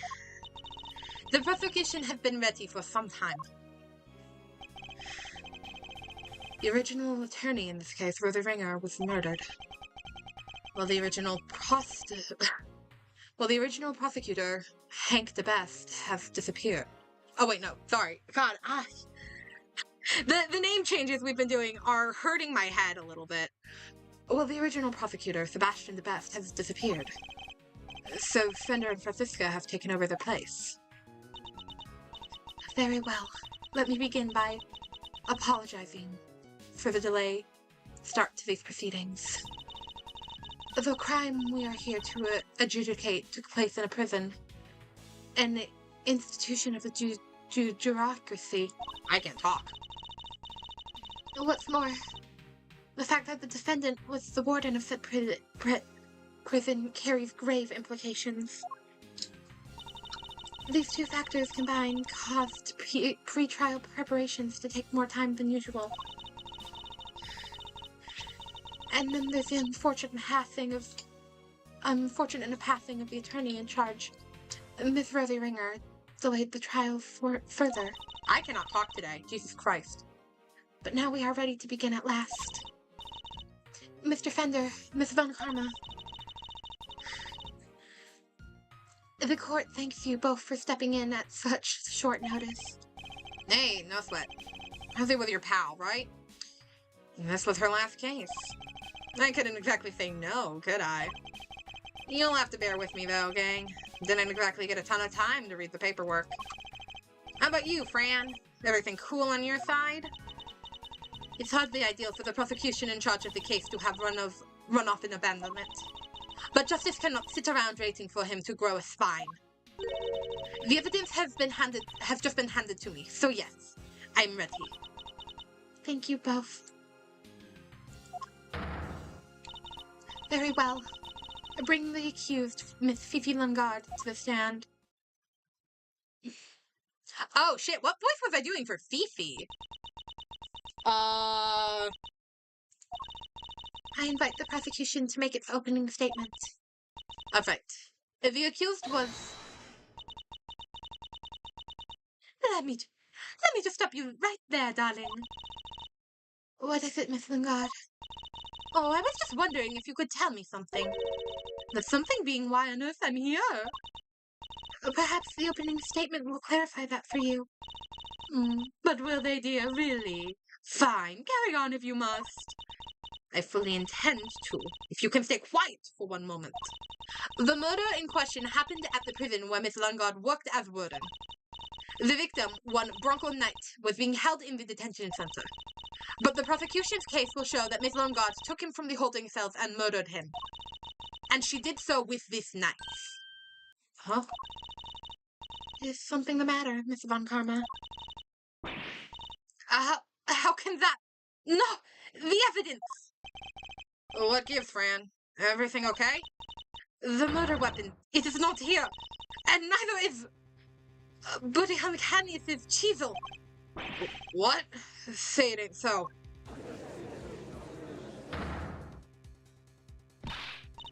Yeah, also, this is really funny because both Gavel and Eddie were there when we we arrested Lungard. So they both fully know that this evidence is supposed to be here. So there's no hiding shit in this case.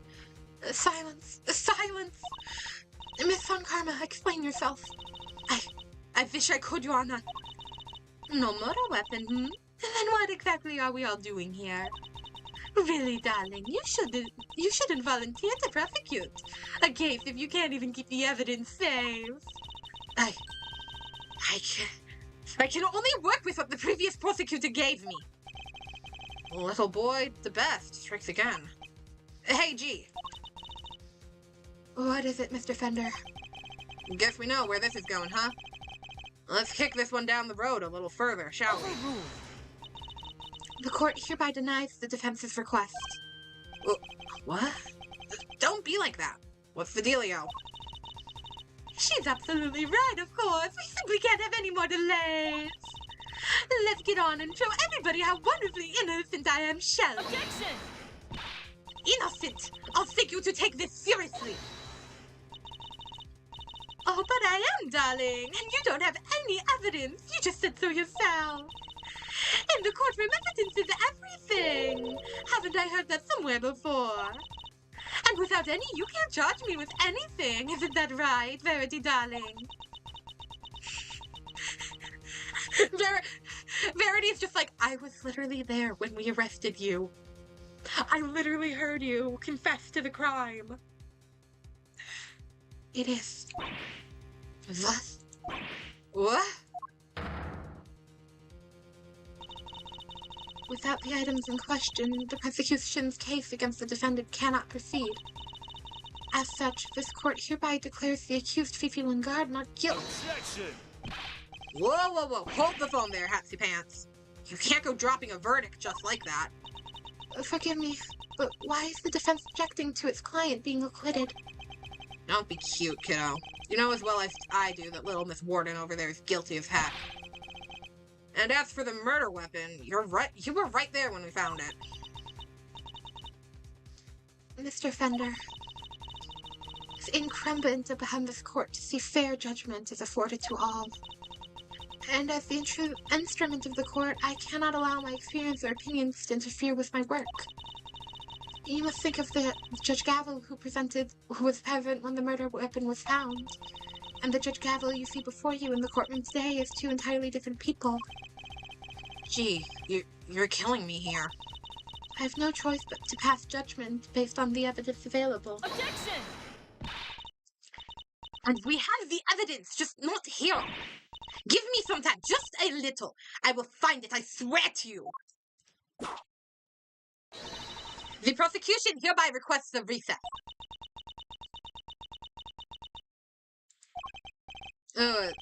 Yeah, the defense does that too. Come on, Your Honor, don't do us like this.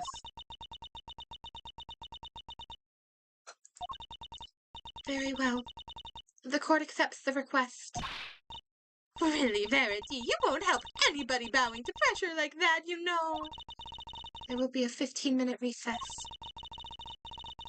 I suggest that both the prosecution and the defense use the time well. Understood. Phew. Saved by the bell, huh?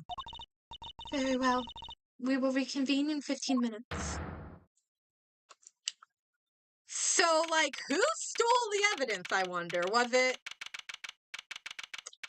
Did Hank have them hidden? Before we arrested him? Because, like, he's got Fifi in his pocket as well? We did totally find that knife! Didn't we, Mr. Edgeworth? Yes, of course we did. Huh? What's the matter, Detective? It's the metal detector, sir. It's, reacting to the alligator. What? How? The metal detector was reacting to something inside her after all. Your Honor, I'd like to remind you of this piece of evidence. The chisel? Didn't we just figure out that it isn't the murder weapon? You might recall that Mr. Canis hid this chisel in his dog's mouth. Would you believe that the real murder weapon was hidden in much the same way? That's right. The murder weapon is hidden inside the alligator in the pond over there. So, did somebody steal it, or what? Mr. Edgeworth. Oh, it's Simon and Regina! Oh, I don't remember what voice I was doing. Actually, no, I think I remember what voices I was doing for both of them fairly well. Miss Barry and... Miss Barry, Mr. Saint, are you here to watch the trial? Yeah! We heard it was gonna be a real fun show! Do you know where we need to go? It's the trial for the case I was nearly convicted for. Should be starting any minute now. We were late because of practice, but it's somewhere around here, right? Simon?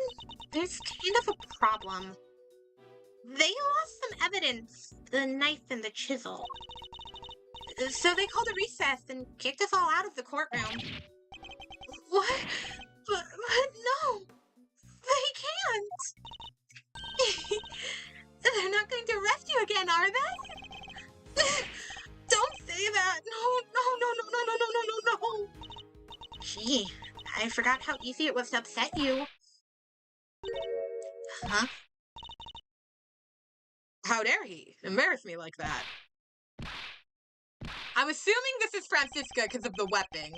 Whipping, yeah. Hold on. How dare he embarrass me like that? Speaking of easy to upset. Oh no, was she whipping Eddie? Frankenstein. Franarella, chill. Okay, just chill. Come on, put the whip away. That's it. That idiot of a so-called prosecutor, I'll find him and I'll make him eat whip for breakfast, lunch, and dinner. Eddie, don't hide behind me. Don't use me as a shield. Eddie, Francisca is not afraid to whip us. Milester, you gotta calm her down. Kid's gone cuckoo. I guess I'd better at least try. 1 second. Let me talk to Simon and Regina first. Is there nothing we can do to help? Let me see. Oh wait, I have a good idea. If you guys could put on a show here in the courtroom, that would attract everybody. And they'd be so busy watching, they'd have to postpone the trial till later. No. If I do that, they'll arrest me again. No, they won't. It's fine. Courtrooms are nice. If you entertain everybody, there's no way they'll arrest you. Right, Mr. Etris? I really wish you would stop spouting such nonsense with such infuriating confidence. The courtroom trials sure are fun. There's even an animal tamer performing here today. An animal tamer? But she's a little too grumpy. Might want to think about appealing to the audience a little more. But she's so good with that whip. If you're talking about who I think you are, the whip is exclusively reserved for use on humans. How you doing, Eddie? Okay, Meister. So you got the old memory back, huh? Sure did. God, hold on, sorry. Sure did. I'm me again. You had me worried. 6 ways till Sunday. Not that the other K wasn't a blast, too. Anyways, welcome back, kiddo. Bring it in. No. We need to be thinking about this trial right now, okay? Yeah, guess I did. Yeah, guess things did go pretty pear-shaped in there, huh? The trial. We need to dig up this missing evidence, lickety-split. But we can't count on them putting the trial on hold much longer. Yeah, it's Stumper all right. If only some kind soul would offer to go find it for us. That's an expectant look if I ever saw one. Miles Edgeworth. Can't help but notice you still haven't asked for your prosecutor's badge back, bucko. Finally deciding to come walk the path of the righteousness with me and your old man, huh? The committee has my badge, that much is true, but I haven't given up just yet. I'm still not ready to walk in my father's footsteps. No? Well, it's not like there's a deadline. You do for as long as you need. The old family office will be waiting to welcome you with open arms when you're done. Thank you, Fender. Alright, Francisca, please don't hit me with your whip. I'm fragile. Oh, it's you. Good morning, Mr. Ex-Prosecutor. Francisca. You shouldn't be here, you know. You're not in the right line of work anymore. You should be at home, planning whatever it is you mean to do with the rest of your life. The trial. What are you going to do, Francisca? You only have 15 minutes. Ugh. Don't you think I know that? And wipe that infuriating, reasonable look off your face. You're like a news anchor, calmly reading the news or something. And it's utterly expatriating. It's probably better that I don't rise to that. A knight's murder. I never imagined you would be the one prosecuting this case, Francisca. Nor did I. But what a case. The murder of a presidential bodyguard? And by the warden of a prison, no less. The murder weapon was probably entered into the evidence and everything. And yet, when you went to present the knife to the court, it wasn't there. That imbecile! Not only did he abandon his case, but he made me look a total fool! The next time I see that That little coward, I'll whip him into shape if it is the least thing I do. You go ahead and do that. But quit taking it out on the people around him. Yeah, if only somebody would go sniff out that evidence for us.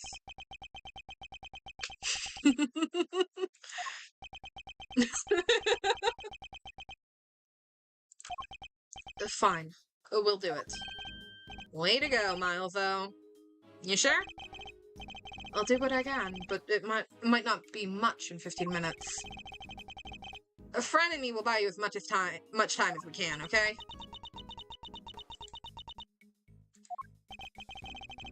G won't be banging that hammer of hers until you've made it back as goods, I promise. Thank you. I'll be counting on you, Fender. And you, Francisca? How does that sound? What makes you think I'd accept your help? How about some advice instead? That you seriously consider a new career as a news anchor. Come on, Fran. Clock's a ticking here. Time to step up to the plate. Fine. We will start the trial for... God, I can't talk. We will start the trial for as long as we can. But you better get your ex-prosecutor behind in gear. You know, I quite like having you run errands for me. Maybe that could be your new career instead. I'm glad you're on board. I can help too. I don't want to be arrested again. Oh, this sounds fun. Can I play? All right. That would be very helpful of you both. Very well. Where shall we begin?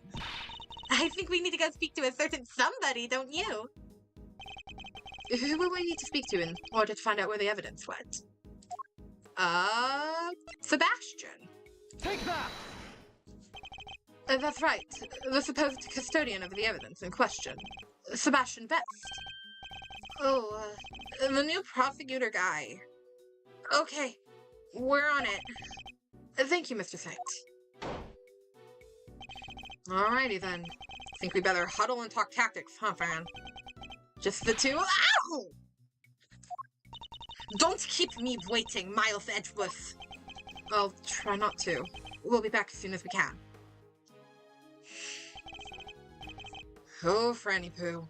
Wait up now! Alright, we need to find Mr. DeBest and fast. Oh, hi, Verity. Whoa. Judge Gavel. Ah, Mr. Edgeworth. A pleasure, as always. A pleasure? How is it a pleasure? What was all what was that all about just now? Okay, stop it. But Judge Gavel knows! That horrible woman is the killer! Why the heck would she...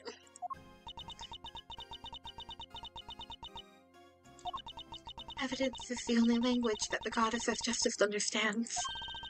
My own personal thoughts and feelings do not come into it. Is this all Judge Verity Gavel is? You may believe my way of thinking is too heartless. You may believe my way of thinking to be heartless, but it is my way. To be this hard and unforgiving. There's something I'd like to ask you, if you don't mind. Please, go ahead. What were you doing on the roof of the big building 2 nights ago? The roof? You met the president up there, didn't you? We've seen security footage of the two of you. And is there something wrong with that? Only that his body was discovered this morning. Right next to this very same building. What? I think you understand what I'm getting at. You're considered a suspect. What happened between the two of you? Nothing. We simply talked for a few minutes. And when we were done, I left. I took the elevator back downstairs alone. That much we know to be true. As I said, we've seen the footage. And what business did you have with the leader of a foreign power? I'm not at liberty to say. I see. Well, I'm not at liberty to leave until I have answers. In which case, there's only one thing for it. She's hiding something, and I have to get it out of her. Is it logic chess time? Logic chess! Judge Gavel met with the president of Zhongfa the night before last. Ooh, okay, she's got a lot. Yes, I admit it. We met on the roof of the big building. Lou, okay, hold on. One minute. Hey, my Wi-Fi just dropped a whole bunch. Alright, we seem fine now, okay. But it was simply to discuss professional matters. Matters that I'm not obligated to discuss with you. I'm clearly going to have to work hard to get past her professional defense. If she puts up too impenetrable of a facade, I'll probably be better off biding my time. I should start by asking what she met the president to talk about. Okay, so if she's...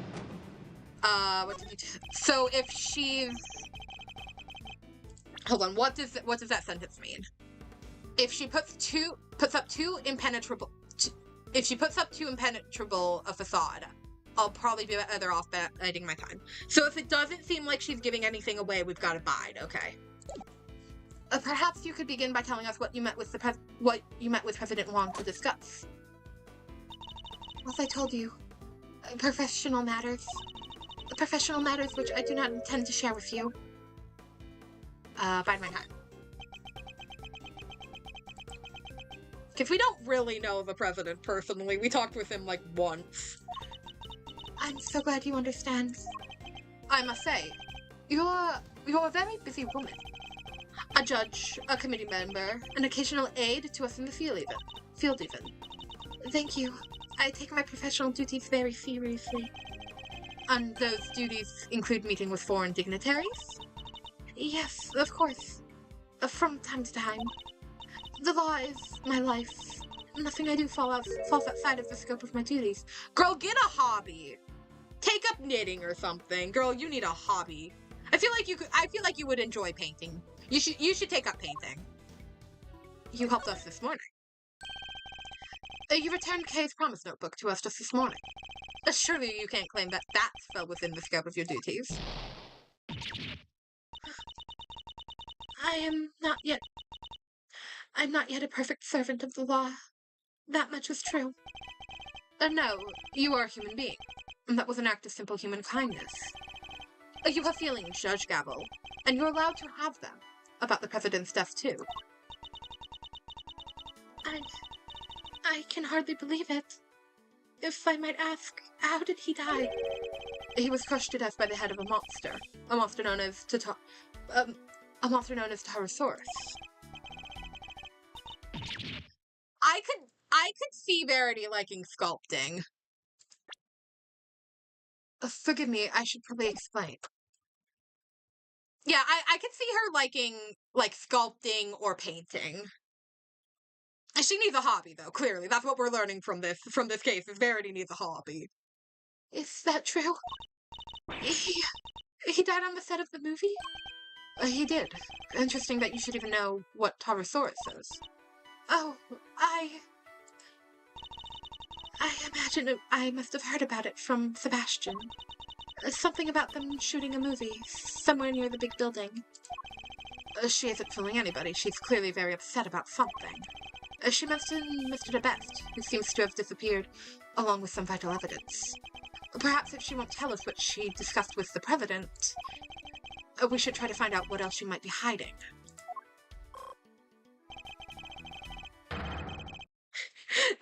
touch some grass and a paintbrush. It'll do Verity some good. I'm clearly getting under her skin. I need to dig further. Where's Mr. De Best? Francisca stepped in to take Mr. De Best's place in the trial. But how is she supposed to prosecute the case if he never handed over all the evidence? My interest is solely in ensuring that the trial proceeds fairly once it has begun.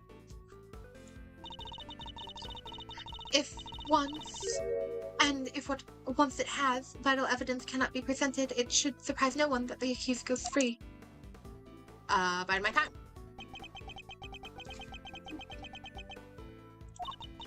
I am a judge, a servant of the law.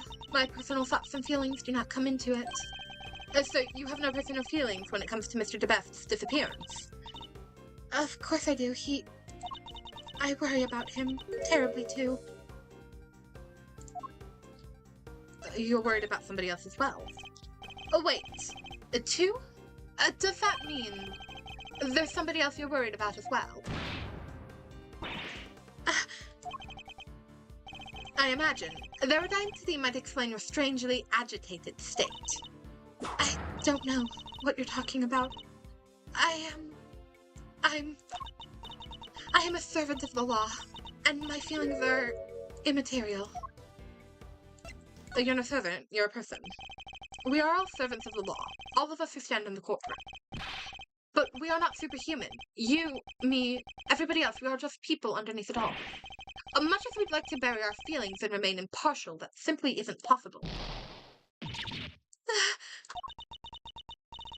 You are right, of course. I am in no fit state to offer impartial judgment. Please, Judge Gavel, just tell us the truth. What is going on? What do I do? What do I do? I think this is a new sprite of hers. I really like it. All her sprites are so cool. I've never seen her lose her composure like that. I should ask her about who this person she's so worried about is. Her professional mask is finally beginning to slip. Perhaps now I can get to the human being underneath. Who are you worried about? Judge Gavel, who are you so worried about? And where are they? My apologies, but I simply cannot tell you that. I'll need a clue if I'm going to pursue this line of questioning any further. I should try another track for now. Are you worried about Mr. DeBest? The person you're so worried about. Is it Mr. DeBest? He has not been seen since he discovered the truth about his father. Of course I am worried about him, but this could also be a valuable test for him. Bide my time.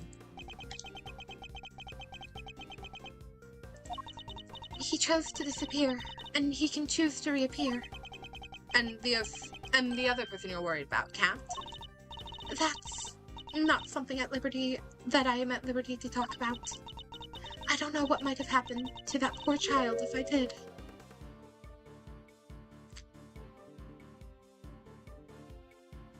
Is she talking about Sean? If that poor child. Because I think she's referred to Sebastian as, like, a boy before, but I don't think she's ever referred to him as a child.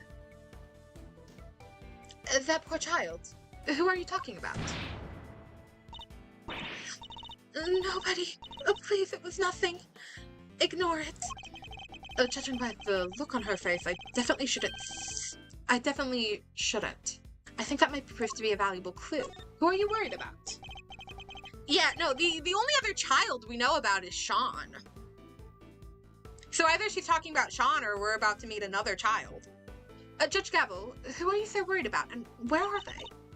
My apologies, but I simply cannot tell you that. Time to deploy my clue. That poor child is missing, aren't they? So, this poor child is missing, and you're desperate to find them. And since you say child, I suppose we're right to assume this person is a minor. I can't answer. And I won't. It has no bearing whatsoever on the murder of the president. I'll need a clue if I'm going to pursue this line of questioning any further. I should try another track for now.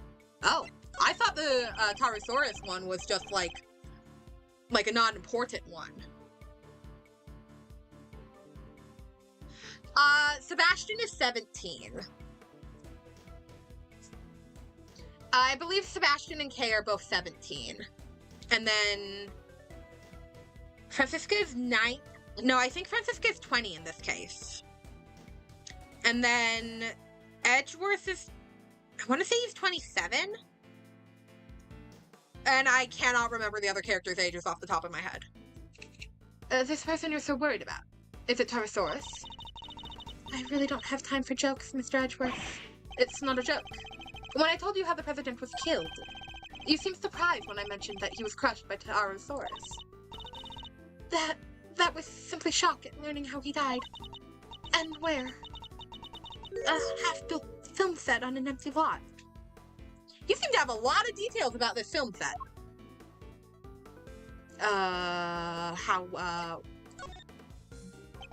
It sounds as if something about where he died is partially troubling to you. No, that's not true at all. It's just... film sets are places where dreams are made, and instead a great man met his end there. I only hope that the utmost care is taken when the news is shared with the cast and crew. That's an odd thing to be worried about, Verity. A crew member found him.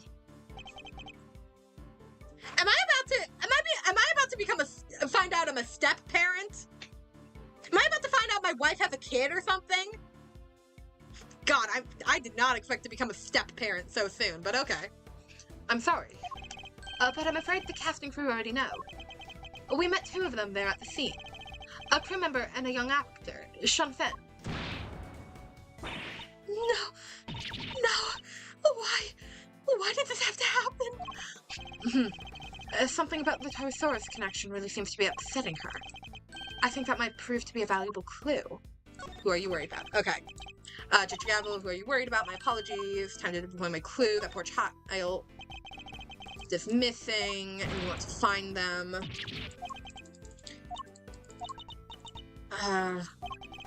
Time to deploy my clue.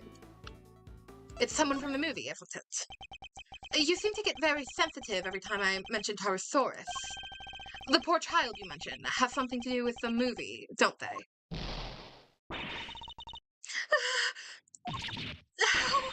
How did you... You're usually so cool and collected. Your discomfort told me everything I needed to know. Who is this poor child? You have to tell us. Very well. You've figured out so much already. I might as well tell you the truth. The person I'm so worried about, the person I'm so desperate to find is Sean Fenn. Sean? But why? That is more than I can allow you to know. Judge Gavel, you said you would tell us the truth. And if you don't give it up voluntarily, we will have to force it from you. I'm afraid you're just going to have to accept that. I need to get her to tell me why she's so desperate to find Sean. Do you know him? Do you know Sean personally? He is famous. No, this is his first big role.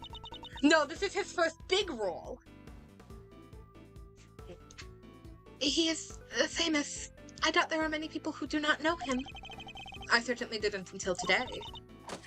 Then you clearly need to be better informed. Perhaps I could teach you a few things. There is almost nothing I don't know about him. Girl, you better hope that's your son, because it sounds creepy otherwise. Bide my time. Forgive me. I allowed myself to get a little carried away. That seems to happen quite a bit when the subject of Sean comes up.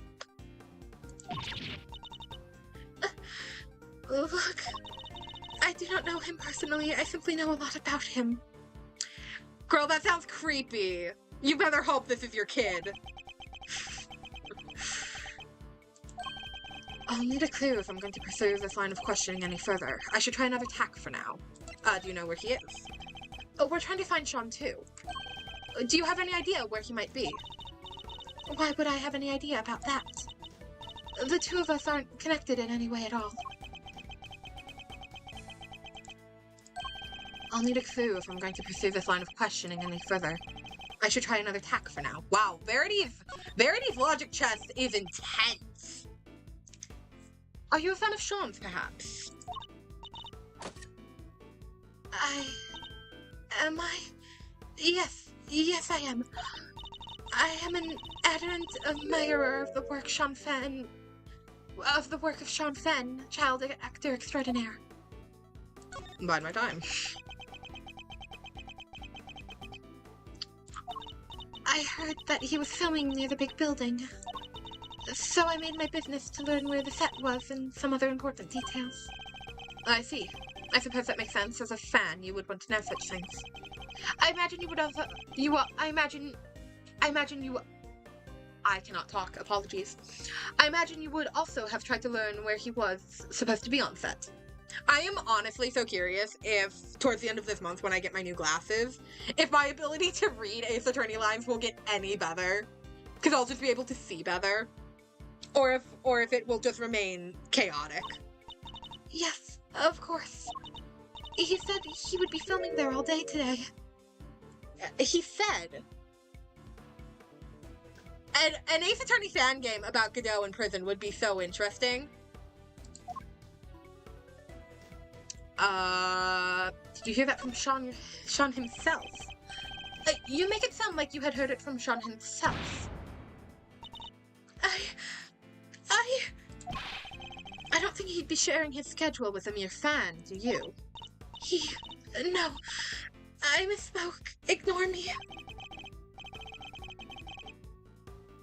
Every slip of the tongue she makes seems to be something to do with Sean. And now we know that she's spoken with him. That's an important clue.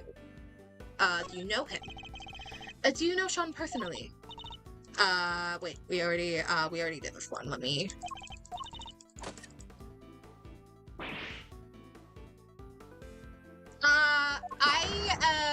I have not played the Apollo Justice trilogy myself. I've seen playthroughs of Apollo Justice and Dual Destinies. I am completely blind to Spirit of Justice. You must have spoken to him. I can understand you being worried about Sean, but you seem a little too worried. And you implied before that you had spoken to him, which must surely mean that you know him personally. How did I give away so much? So the two of you are acquainted. This is surely an important clue. Do you know where he is? We're trying to find Sean. Do you have any idea where he might be? Why would I have any idea about that? We're not connected. The two of you are very much connected. I don't know what exactly the connection is between you and Sean, but I know for certain that it exists. You've as good as told us that it does. Please, Judge Gavel, you have to help us try and find him. Help you? That would never be allowed. By whom? The Goddess of Justice? By the one person who knows where he is. The person who kidnapped him?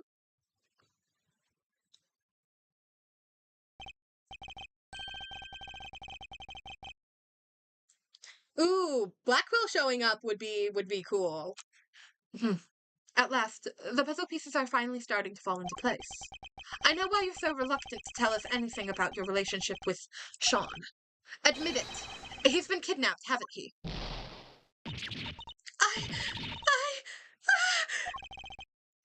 Judge Gavel, I need you to tell me the truth. All of it. Very well. This time, I will tell you everything. Your intuition was correct. Sean has been kidnapped. I knew it. But why does that have anything to do with you? Sean is... He's my son. Well, I guess I'm a step-parent now. I did not know that when I married Verity, but you know what? I'm down. What? Well, we may not have found out what she and President Wang were talking about, but we found out something just as important. Sean has been adopted. Not exactly the endgame I was expecting, but that's a checkmate nonetheless.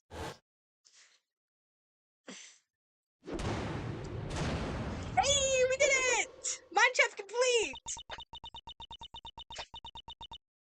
That one was... Her mind chest was so fun and, like, vaguely complicated. Like, it wasn't annoyingly so complicated, but it was definitely, like, hers and Hank's have been more difficult than the others, which makes so much sense because they are more intimidating people. What? You're Sean's mom? Judge Gavel? No way! Come on, you're too young! Yeah, wait, how old is Verity? 26. I mean, Sean's 13, so there better be a good-ass explanation for how she's Sean's mom, because, like, she would have been 13 when he was born.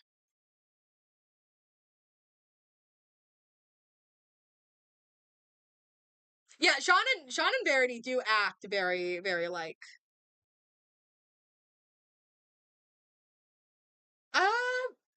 Yeah, I'm not too sure about the timeline of if Kristoff could have murdered Godot. it's true. I'm Sean's mother. Oh, look.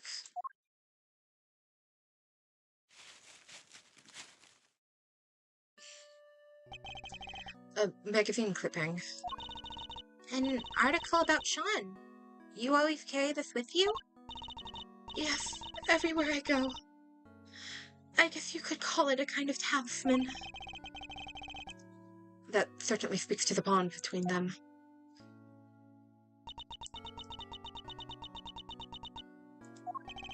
And you're sure he's been kidnapped? Unfortunately, yes. I received a phone call from the kidnapper just before the trial began. Did they make any demands? Only one. That Fifi Lungard be found not guilty. Oh, well, that certainly explains what we saw in there. This is so similar to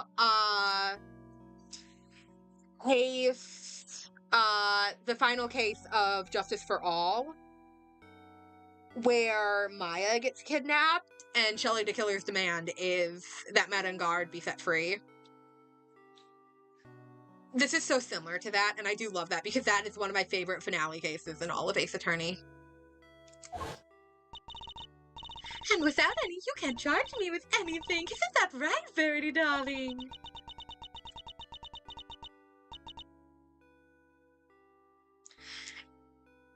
Yeah, no, they've yet to state that she adopted Sean, which makes me very concerned, considering she would have only been 13 when he was born. It is. Without the items in question, the prosecution's case against the defendant cannot proceed. As such, this court hereby declares the accused, Fifi Lungard, not That is why you came so close to declaring her innocent. I have failed in my duty to the law. I am a judge. If I cannot be arbitrary with impartiality, it makes a mockery of justice. And yet I tried to force through a ruling based on nothing but my own self-interest.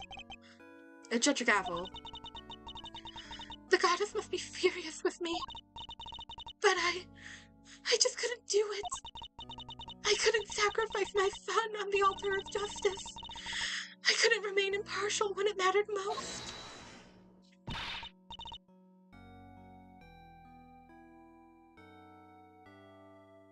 Yeah, I mean, I feel like the Ace Attorney universe, at least in, like, Japania specifically, only has a single prison. So it would make sense. Of course you couldn't. Are you crazy? Okay. No parent could just give up on their child like that. If that makes the goddess of justice mad, then I'm sorry, but she's wrong. If she really thinks that way, then she's the guilty one. Isn't that right, Mr. Edgeworth? Yes. Declaring the goddess guilty? That's bold. Kay is right. As I told you, though, we all serve the law. We are also only human. And none of us could, or should, be expected to sacrifice a child for the sake of a verdict.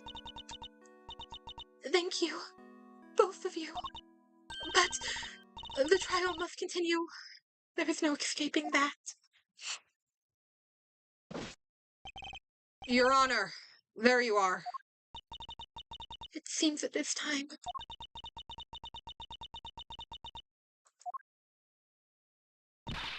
Judge Gavel. My dad was a prosecutor. He was? Yeah. He used to work in a courtroom just like you do. And I was thinking, about he would have done if he was in your position right now. If a prosecutor were forced to insist that a clearly innocent suspect be found guilty? I know what he would have done. Anything! That's what he would have done, anything to get me back! He would? So, what I'm trying to say is that you can trust us. What do you mean? To get him back. To snatch him from the jaws of danger. I'm the second Yatagarasu, and if you agree to trust me, I promise I'll get him back for you.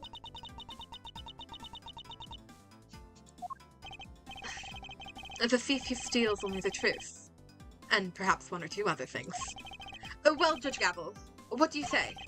Will you trust the great thief to steal back what matters most to you? Mr. Hitchworth, I'd like to help too, if that's all right with you. Thank you.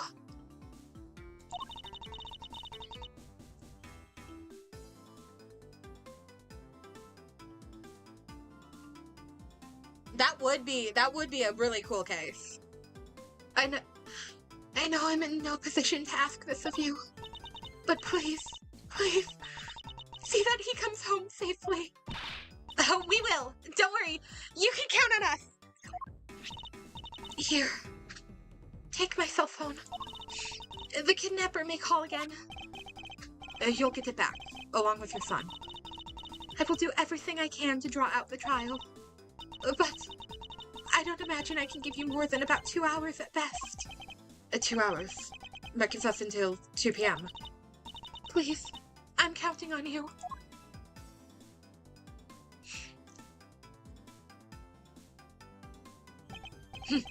And here I thought the great thief was on sabbatical. Well, hold on to your hat, because she's back in business. Alright, let's do this. My first commission. I can't afford to mess it up. In that case, we'd better start looking right away. Where to begin? The heck did he go? Yeah, we just got a phone. Woo! Phone unlocked. Maybe he just went home. It's not in our pocket yet. I wanted to look at her phone. You're right. They won't be doing any filming today, after all. Sure. Maybe he went on the lam. Perhaps we should see if Sean left any clues behind at the big building. Wait, what are you doing giving orders? This is a great thief operation. I'm in charge now. Is that so? Then what am I? You're my assistant. First assistant to the great thief Yatagarasu. Talk about an honor. I've been regulated to thief's assistant. Oh, how the mighty must fall, Edgeworth. All right, let's go to work. Team Yatagarasu, move out.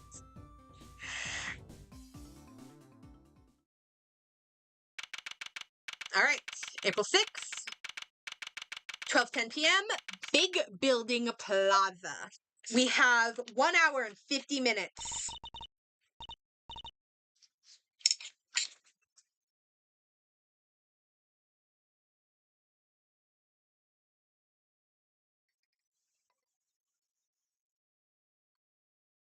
Investigations is really good. The last case of game 1 is it's good. Don't get me wrong, it's really good. I really like it. It is also exhausting. It is exhausting. All right, here we are. Ready? On 3. Just follow my lead. You'll be fine, okay? What exactly are you talking about? Even in the depths of night.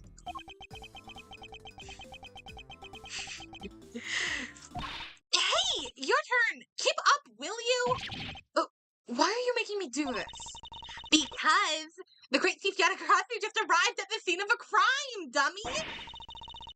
How is anybody supposed to know that if we don't announce her appearance? You may be a thief, but I most certainly am not. Fine. I'll do it on my own. Even in the depths of night, when no other birds dare to take flight, one alone soars to shine, the light of righteousness on the world's blight. And that one is me, for I am the great thief Yatagarasu. I'm very much aware of who you are, thank you. And now shall we get on with this investigation?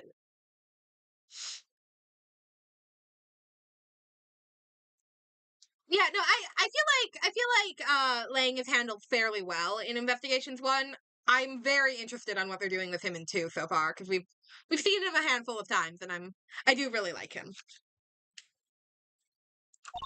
Ugh, you're no fun at all. We don't have time for fun. We have less than 2 hours, in fact. We'd better get started. Alright, well, we have the photo. Let's show it to a few people and see if it jogs any memories. Alright, begin investigation. Oh my god, Will Powers? Will Powers, what are you doing here?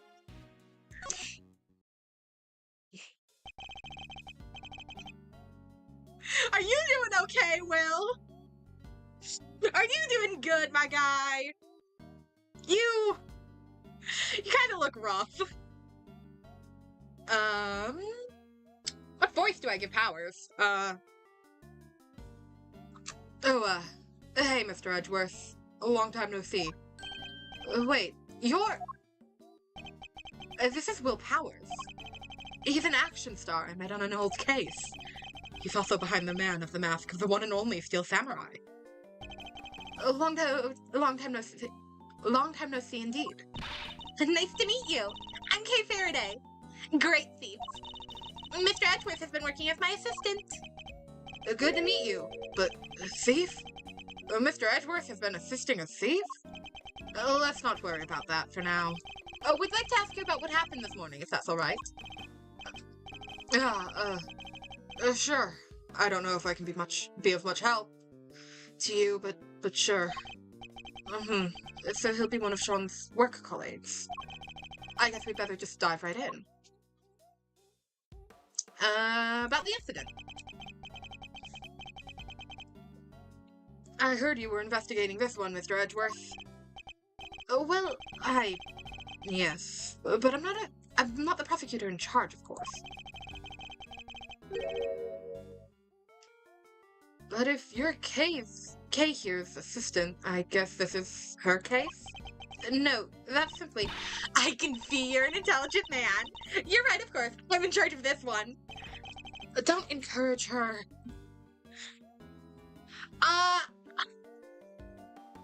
I definitely think overall I've enjoyed Investigations 2 more than Investigation 1. Not that I disliked Investigation 1. I do still love it a lot. But I think overall I've enjoyed the cases and the characters more in 2. Especially, like, I am very partial to characters like Sebastian, and I love Verity so much. So I do really like them in these cases a lot, but I did really enjoy Investigation 1 a lot too. Alright, I'll need you to give me straight answers. First of all, this case. Have you noticed anything weird? Perhaps you could give me your impressions? Is that supposed to sound like me? My impressions? I guess my main concern is, no offense to the victim and all, but is it all over for the production? Are we done?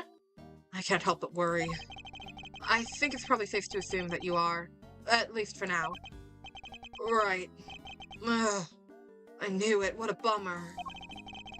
We don't have the location for much longer either. Because you were due to finish shooting soon. No, because they're due to start building. That lot won't be empty for long. They were letting us use it while they got ready to make a start. I guess the plan was to shoot the rest on a lot back at Global Studios. I've been so worried about everything, what with people spreading all these rumors too. Rumors? Yeah. This journalist keeps coming around. Y'all been hiding real monsters on that set yours? Y'all can't do that. I'm gonna expose y'all. She's always saying stuff like that. I think I know exactly who this journalist might be. Yeah?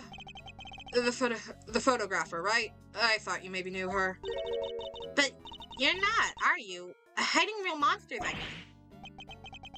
Are you kidding? If they had real monsters to call on, I'd be out of a job.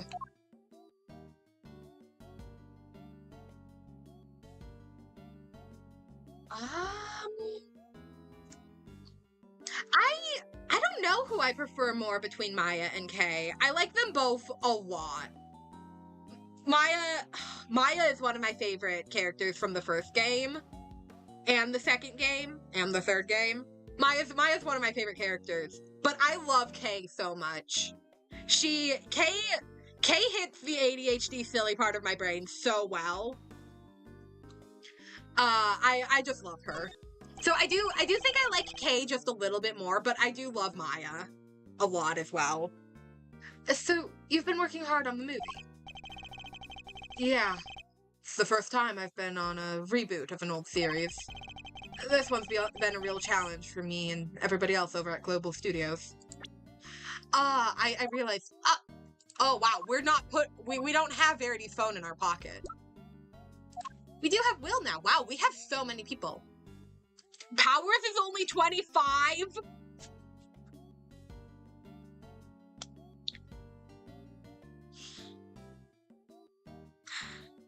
Things did not go well for Will Powers in his life. I'm sorry, not to be rude, but if you look like that at 25, you've done some things wrong.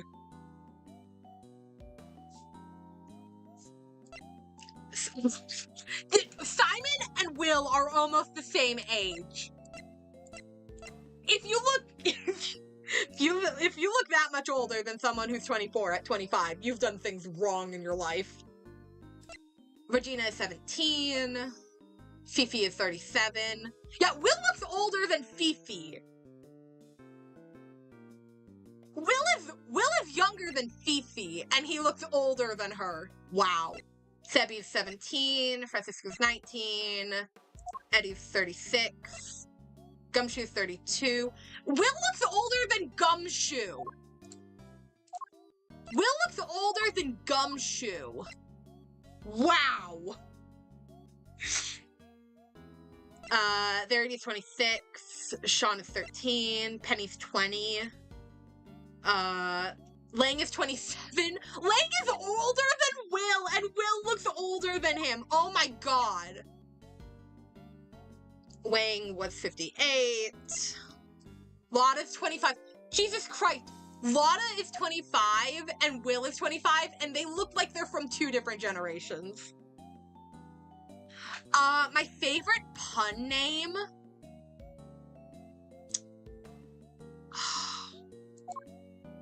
There's some really good ones. I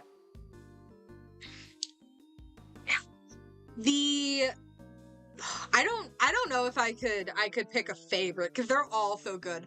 Look at Me is incredible, though. That one's hilarious. And then K17.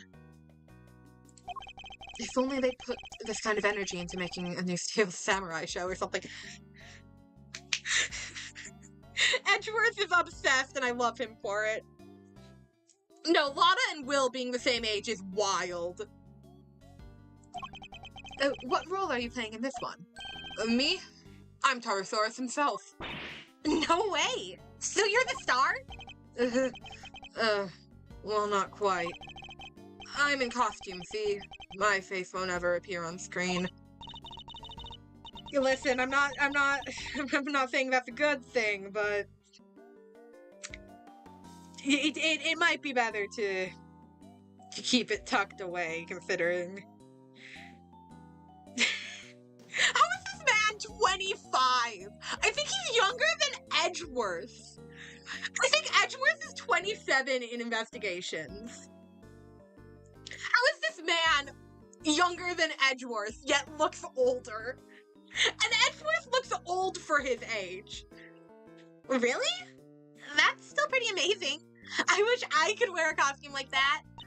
Hey, do you think I could try it on sometime? I'd settle for just climbing inside one of the horns. I'd love to say yes, but that's not how it works. You can't really climb inside that part. Oh, I get it. Because I'm an outsider, right? That's not the issue here at all, Kay. Sean. What do you know about Sean? Can I ask you a couple questions about Sean? Sean? Oh, sure. Penny told me what happened.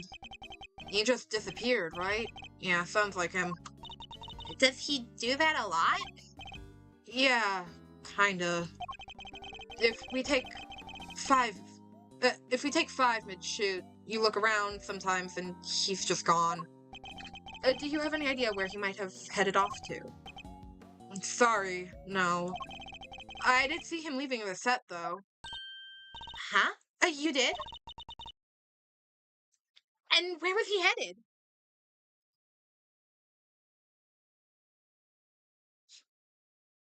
He does, doesn't he?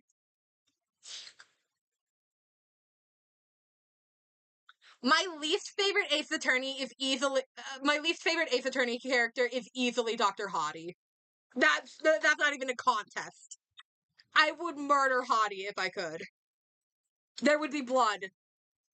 It would be violent.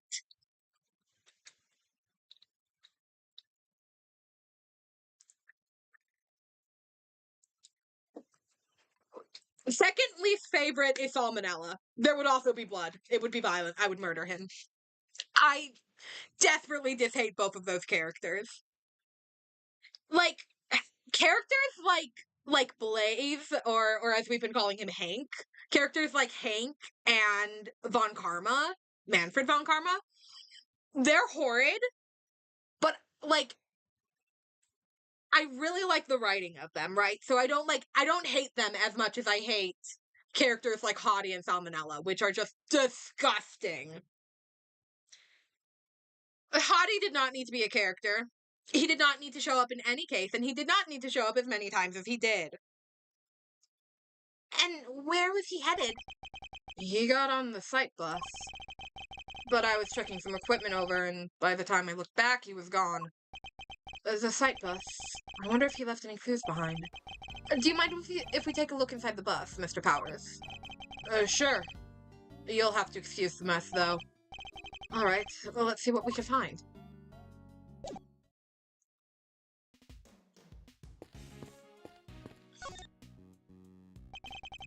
There's an array of filming equipment here. Are you getting ready to shoot something? No, nothing scheduled for today at this location. It's just a case has gone missing. A case? What is he talking about? Yeah, all that stuff there is normally stored inside a large case. But I look away for 5 minutes and it wandered off somewhere. It sounds like there's a thief around here. What exactly was taken? Just the case, as far as I can tell. You have missed a chunk. Okay. The President Wang is dead. He died. There were large, dinosaur footprints. We think the president died by having, the, prop head of the, dinosaur Pterosaurus, this guy, falling on him. Agent Lang showed up. Agent Lang accused Verity of being the killer. We met Sean. Sean disappeared. We headed to the courtroom. We found out the knife and chisel from the Fifi Vanguard case were missing. Trial got postponed 15 minutes. We talked to Verity. We found out Verity is Sean's mom. Wild. I guess I'm a stepmother now. Or I guess not a stepmother, because I'm non-binary. A step-parent now. I'm a step-parent now, I guess. We found out Sean was kidnapped. We headed back to the big building where the film set was. And now we're talking to Will Powers, and we discovered Will Powers is 25. That's important to mention, that Will Powers is 25. Will is the same age as Lotta, yet looks like he's like 70. And we talked to Regina and Simon a little bit. You did say Sean was important. Oh, and there's a camera case missing. Or, like, a case missing. Like, the case looks like that green one. Why only take that? I would have been more interested in what was inside myself. I guess whoever took it must have needed the case more than its contents. Yeah, it has been a lot. Did they need to put something in it? Calling it now, they put Sean in the case. Oh, also my little Sebastian plushie is back. I remade my Sebastian plushie so he could return. Okay, ooh, what's this over here?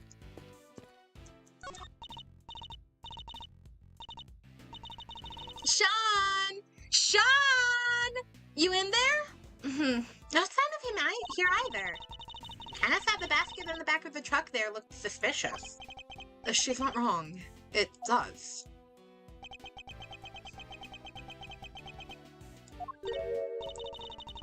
Huh? Oh, what are you doing, Mr. Edgeworth? Why are you touching the truck? The engine's cold, which means it's been here for a while. No way! You can tell just from that? And if it's been parked here for a while, I guess the driver might not be nearby either. We don't really have time to stand around waiting until they get back. Alright, we got a truck! Hello, taxi driver. Oh, hey there, pal. Oh, I the long face, huh? Ever think you oughta maybe lighten up a little bit? Did you take on any passengers here this morning? Does a witch wear a pointy hat? You bet I did. Just the one fare, mind you. And who was the passenger? It was two guys. Had on these black suits. Real sharp looking. Did they have a boy with them? This boy. Nah. Like I said, it was just the two of them. Alright. Never mind. Thank you for your help. I thought we might be onto something there. But no luck. Did they have a case with them? It's a map of the area around the big building. Let's take a closer look.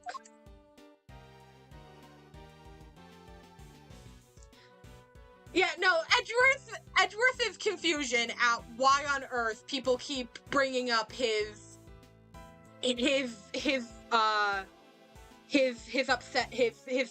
is, we don't know why, we don't know where Sebi went.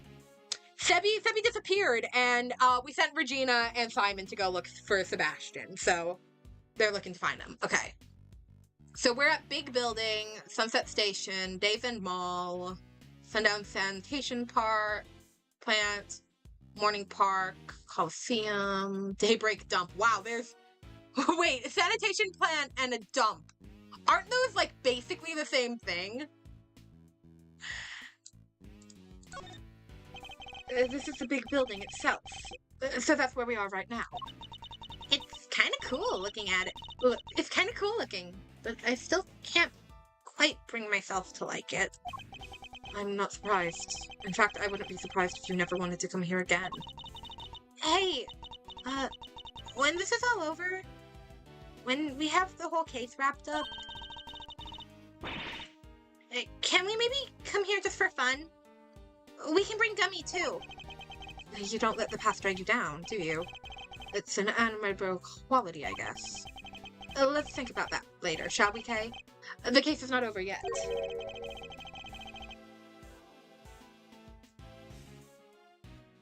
We can't afford to start making plans for when it's done. No fun.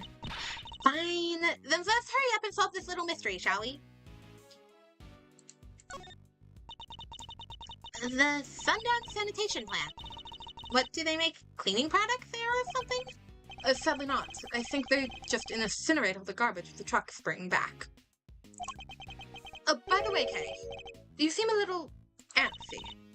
Oh, it's nothing. Hey, do you see up in the other corner of this map? There's another garbage facility. Indeed there is. I imagine it probably fulfills a slightly different function. There seems to be quite a few such facilities in the area. Yeah, hey, this place is littered with them. Really? That's what you were so excited about? A third-rate pun? Yeah, Cave got some trauma.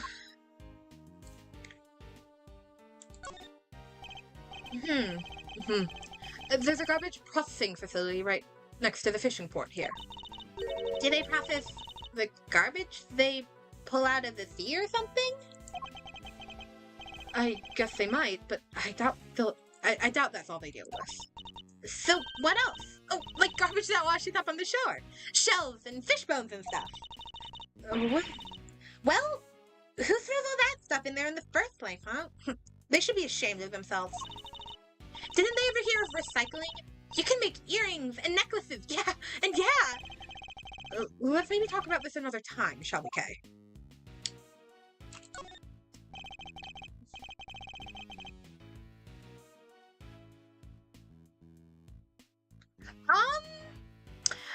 I'm fairly a fan of everything overall. I think Ace Attorneys are at their best when they're Ace Attorney games are at their best when there's a good mix of the investigation segments and the like court cross-examine type segments. I think they need a good portion of the two to truly function at their best. The Sunshine Coliseum. There are all kinds of events there. That's the Coliseum where the Gaviniers play in Apollo Apollo Justice, right? Yeah. I wanted to go to the World Thieves Symposium, but they canceled it this year. It was so cool. Thieves from all over the planet, all gathered in one place. I mean, there was that thing where they arrested pretty much everybody who attended, I guess. And some people said the whole thing was just a trap set by the police. And yet you still wanted to go.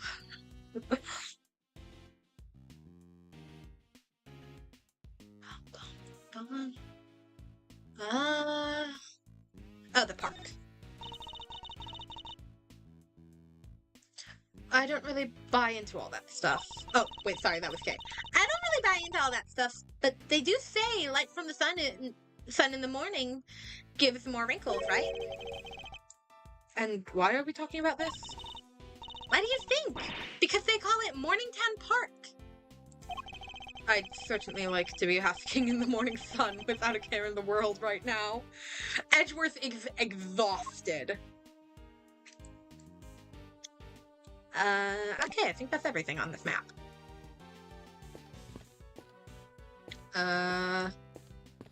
Okay, we talked to Will.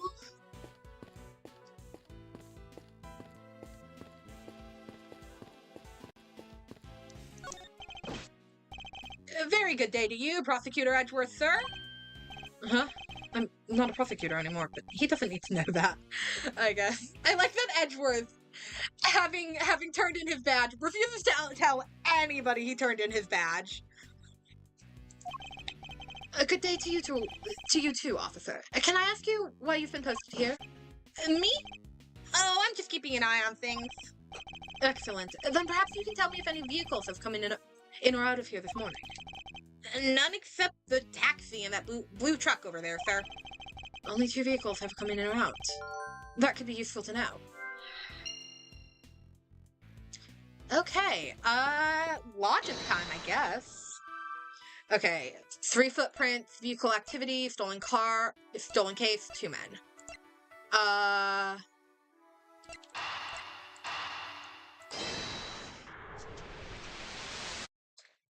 Nope, okay.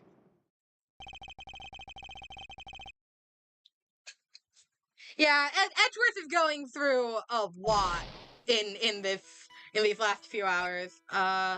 Only a taxi and a blue truck have been through the plaza this morning.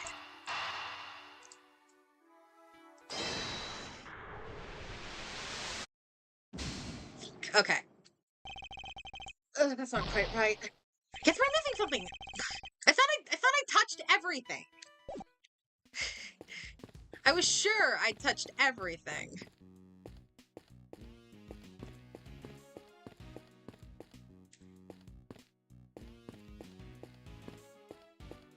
Okay, no, wait, I have touched everything. Okay, no. Do I need to present something to Powers? I can't present profiles. Yeah, tell me about the photo. Is that you in the photo? It feels like you're right there behind the scenes, huh? This has been such a great shoot. Everybody's so into it. Cast, crew, everybody. Sure, it's not always been easy, but we kept smiling right through it all. What an atmosphere. And now this... How'd this happen? There's not much we can do right now about the fact that shooting has been suspended. But if we can solve the case, maybe there's a chance the movie can get back on schedule.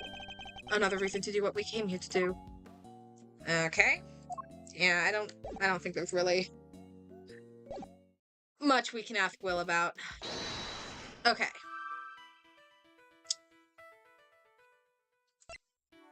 Vehicle activity, stolen case. Nope, okay.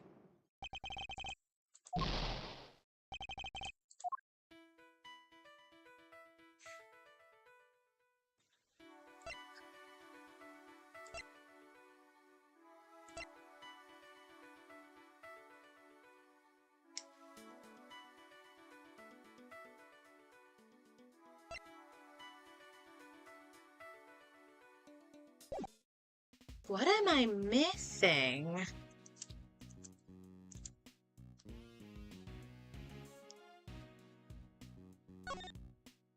Oops, wrong button. What do you think, Kay? What is it, Mr. Edgeworth? Notice anything? So, Judge Gavel was actually acting weird because she was worried about her son. Who knew she was a mom? Not me, that's for sure. I never would have guessed. Me neither. But then she is a judge. Her work requires her to maintain a certain inscrutability, I suppose. Sean may not have been the easiest kid to get along with, but I wouldn't want anything bad to happen to him. We can't leave Judge Gavel all worried and sad. We have to steal him back, for her. The kidnapping. It's hard to believe that somebody would stoop so low as to kidnap Sean. Yeah, but it explains why we couldn't find him anywhere. The last place we saw him was in the movie set, correct? We should look there for clues. We should. Who knows? There could be a vital evidence lurking anywhere.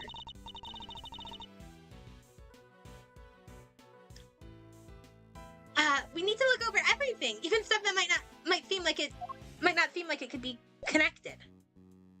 I tried. Oh my god. Alright. I'm not sure who's Sean's dad. Honestly, I'm not sure. Okay, biggest complaint about Ace Attorney games is the window, well, the investigation games, I suppose, is the window at which you need to be to press to, like, interact with things. So here, nothing. I can't get through this door. I have to be right at the edge. Where would Sean have been sitting? Oh, because we're not touching the door, we're touching the truck. Still stupid. Sean? That's his seat with the backpack on it. There's something poking out of it. A videotape? Huh? We use these when we're shooting. Why would Sean have one? Was there something he wanted to record? This could be a clue. Do you have a way for us to check what's on the tape?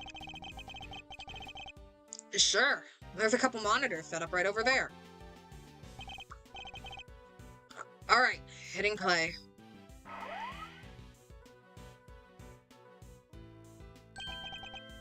It's Sean. Is he rehearsing his lines?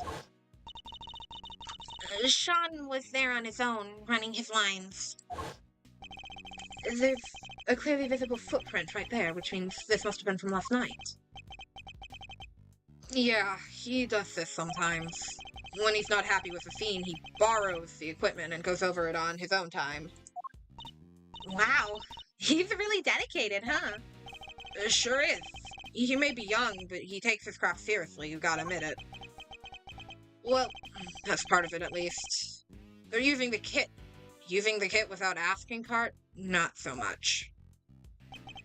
And how would he have been able to use the equipment on his own?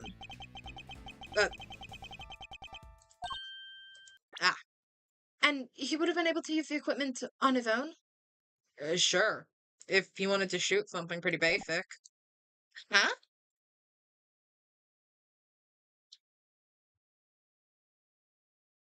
Yeah, no, I honestly can't see Courtney dating a dude. I I I just can't. That could be that could be the simp in me wanting her for myself, but I physically cannot see her with a guy. But no, I'm they didn't explain it. Also, I'm really hoping the answer is adoption, considering Verity's 26 and Sean's 13, which would mean Verity was 13 when she had him. I'm really hoping it was adoption. I'm really hoping it was adoption. Huh? What is it, Kay? Where did Sean go? He ran off somewhere. And just left the camera running? It stopped. I guess he ran out of tape. So, that's all that's on there? Sean's rehearsal?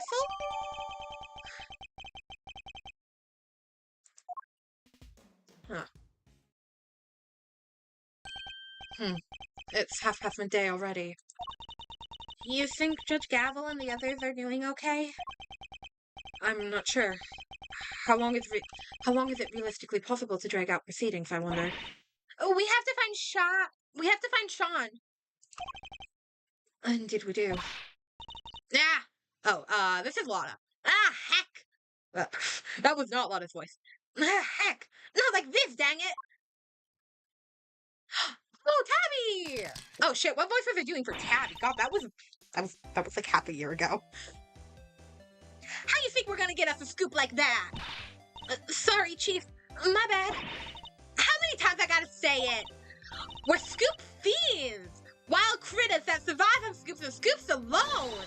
Every second we ain't scooping, we starving. It's scoop or die out here! Yes, Chief. Well, look who it is. Although I can't help but wish it wasn't. I love Edgeworth so much! When did those two get here? Hey, Mr. Edgeworth! We should go talk to them! I love Edgeworth so much! Should we? Fine. Edgeworth not roll his eyes every time he sees Lana challenge impossible. Tabby Lloyd. Miss Lloyd calls you Chief, doesn't she? Sure does! Cause that's exactly what I am. She's my #1 cub reporter.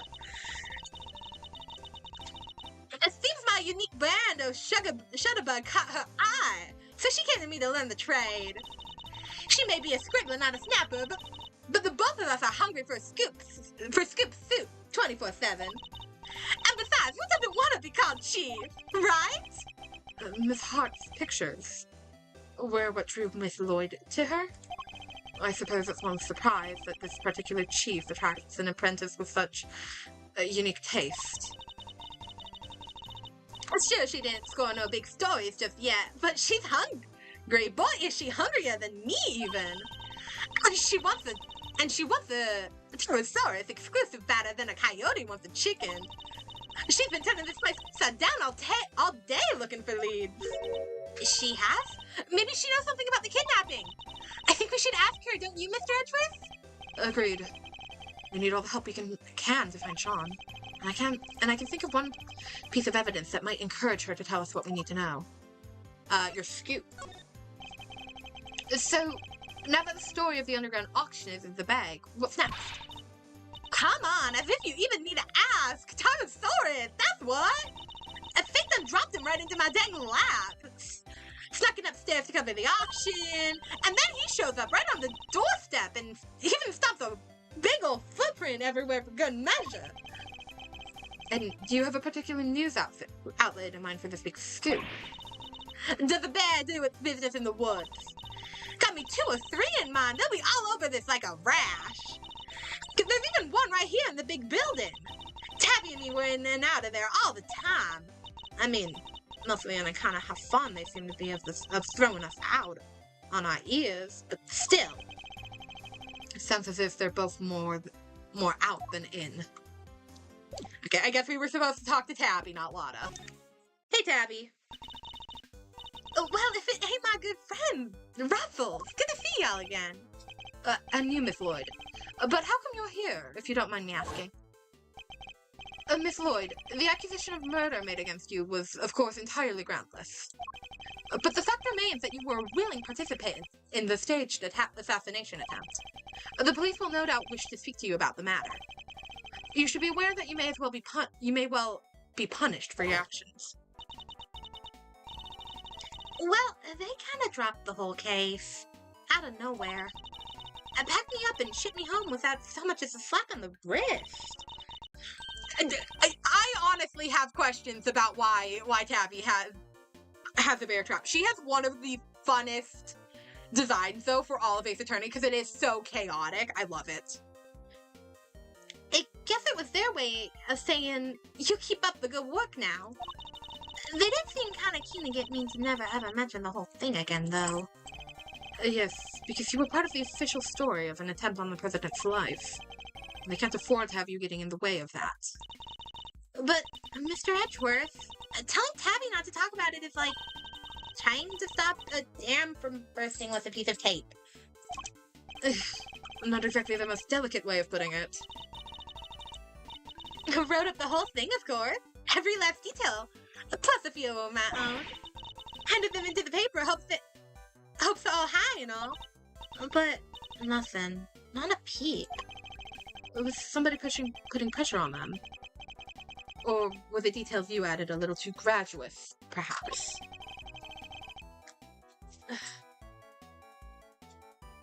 Yeah, at least it's not an active bear trap. Hi, kitty cat. What are you doing? Are you being crazy? Both seem equally plausible, unfortunately. Reporting. What are you doing here at the big building? Are you reporting on something? Maybe. I didn't make it clear enough the first time we met. But you want a reporter to scratch your back, you gotta scratch hers first, if you catch my meaning. You mean you want me to give you something you can use for an article? Bingo! Ain't it? And it get better, too. And it better be good. Because if it ain't, this conversation's over. We do need to know about what might have happened to Sean. Perhaps I could show her a piece of evidence and see if she has anything to give me in return. Hi, kitty cat. The Tyrannosaurus head. She snuck right into the lion's den without even a thought for her own safety. Yup. The chief's the real champion of truth, all right. Ain't that so, Mr. Edgeworth? Can I say no comment? Perhaps we should reserve judgment on that until we know a little more. Nah, I'm more of the judge now, think later kind of gal myself. Nothing else to tell the readers? Only that I'd like you to consider being a little more impartial with your reporting. Nah, I'm more of the cater to your audience so they love you more kind of gal. And my audience is mostly the good old chief.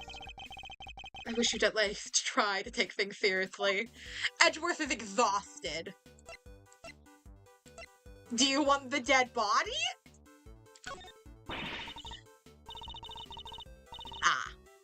The prosecutor delves into his pocket. After considerable fumbling, he reveals... sorry. You're gonna have to help me out here, Ruffles. Never mind. I guess she knows nothing about that. Okay. Nope, okay. What does she want me to show her? What do you want from me? What do you want from me?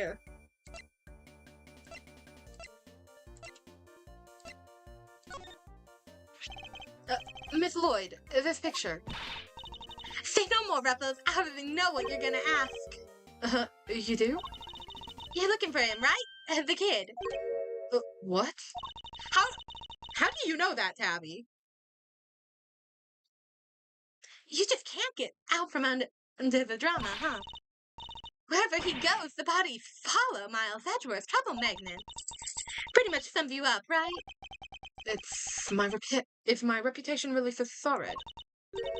And now you done got yourself wrapped up in a kidnapping too? Crazy. Huh? How do you know about that? Shh, pipe down, will ya? I can't be talking about this stuff too loud. I ain't even told the chief about it. I gotta keep it on the down low, okay? That ain't a cat I want out of the bag just yet. Seriously, how do you know about it? Tabby, how do you know about... Tabby, this is very serious. Surely Judge Gavel hasn't told anybody except us. I bet you'd just love to know, wouldn't ya? Well, you can't. It's a secret. She's as stubborn as ever, it seems. Hey, quit staring at me like that. I ain't sharing nothing with that thundercloud of a face. What do you know, Tabby? So, you know something, right? Sure do. Truth is, I done saw it. A little kid being bundled off by two shady characters in black suits. Tabby, I'm gonna slap you.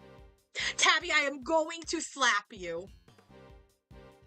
Tabby, I'm gonna commit violence.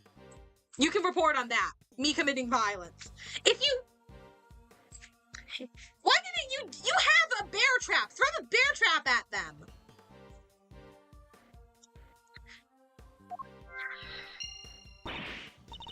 What? Do you know where they went? Nope. Don't got a clue. They was kind of far away when I spotted them. Lost sight pretty quick. Dang it! Still, at least we know something about our kidnappers now. Yes, the two men in black. Tabby! Girl! Okay, the two men and the men in black.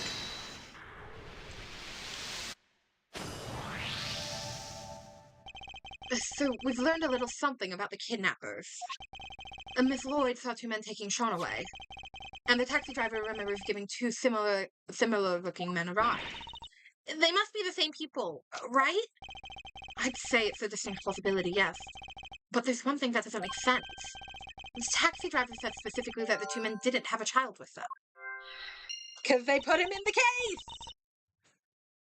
Oh, yeah. That is weird.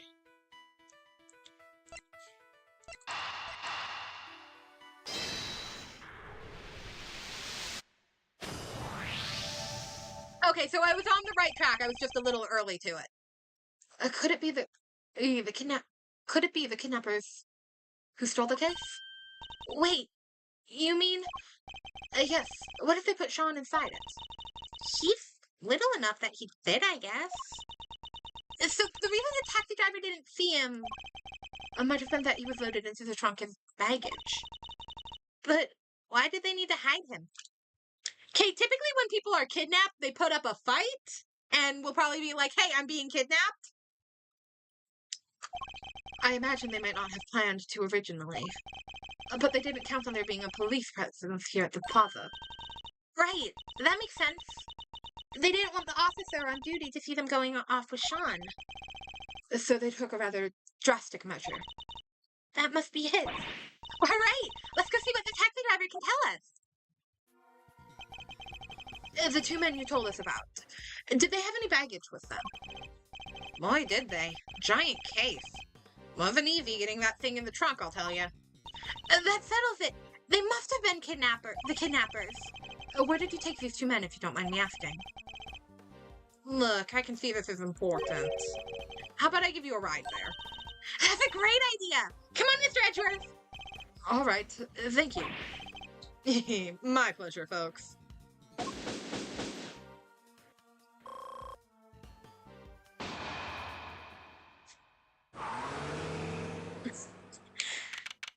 All right, where are we heading to? Where are we heading to? Ugh. Did he have to drive that fast? Okay, we're on a time crunch here. I feel kind of queasy. Oh, okay, gets car sick. Me too, girl, me too. Are you okay, Mr. Edgeworth? You look a little green yourself.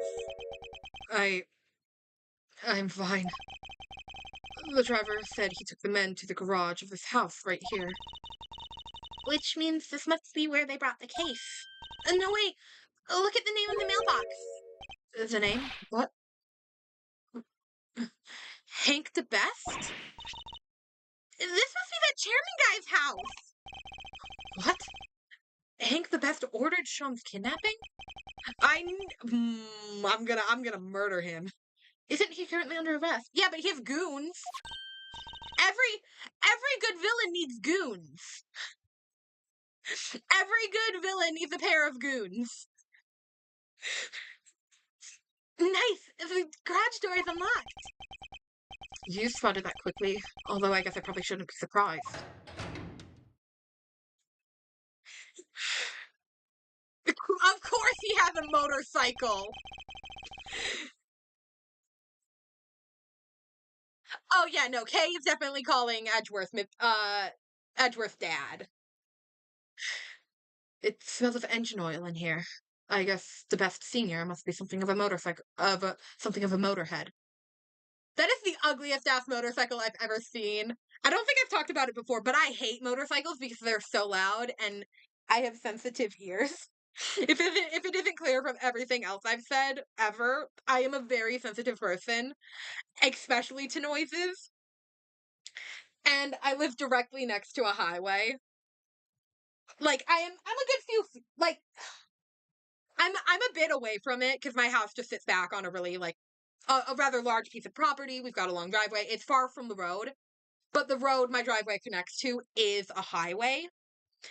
And especially in the summer, motorcycles, all hours of the night will just rip past, and it is horrid. I hate it so much. It hurts my ears so much. How old is Hank? Wrong button. Hank is, I think he's in his 50s. 68. Anybody home? No? Anybody?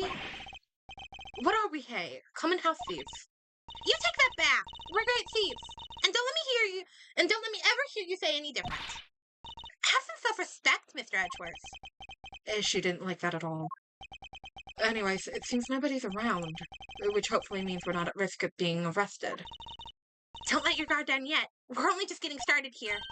Now, let's find us some treasure. Aren't we supposed to be looking for Sean? Hey, Sean would technically be treasure, so there's the case. I think we know what this is. Oh, I've known 68-year-olds, or like not 68 specifically, but I've known older men who drive motorcycles. I used to work at a Subway, and we would often get people driving motorcycles come in, and they were often on the older side. Like there were quite often people who were probably in their 60s driving motorcycles. It doesn't shock me at all. Yes, this has to be it. The equipment case that Mr. Power told us was stolen. They folded little Sean up and packed him in there and shipped them all the way here, huh? He's a boy, Kay, not a piece of equipment. And it's possible that he's still here. Then we better find him. My reputation as a great thief is riding on this. And yours is my assistant. Sure it is.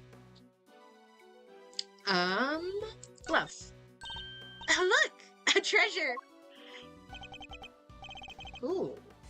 These are mechanics gloves. They're designed to be worn when fixing vehicles or working with machines. Do they say death on them? D-E-A-T. Jesus Christ! So how evil is Hank again? How evil is he?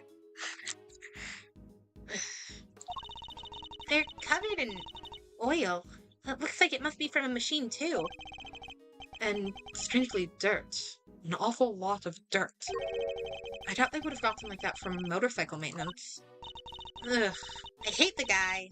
But I have to admit, I like his gloves a lot.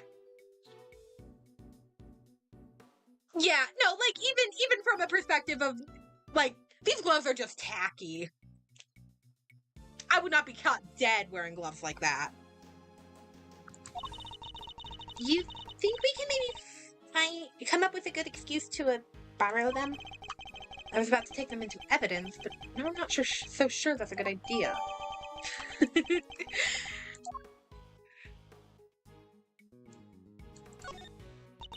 No way! This bike is super cool. There's even a skull on the headlight.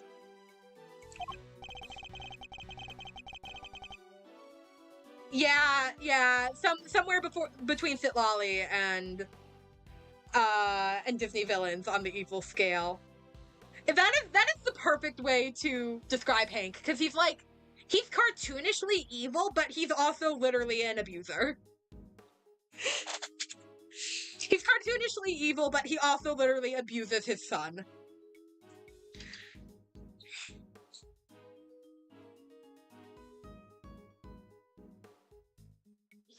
I suppose it's designed so that the eyes light up when you turn it on. That's a horrid headlight. That would not work well. Really? Wow. I bet it's still nothing compared to when you get that steely glint in your eyes. My eyes don't actually light up, Kay. Look at these huge bags of flour, Mr. Edgeworth. I would die.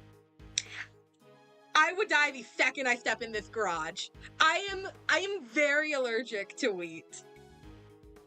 I can't even breathe it in. The rest of my family isn't allergic to wheat.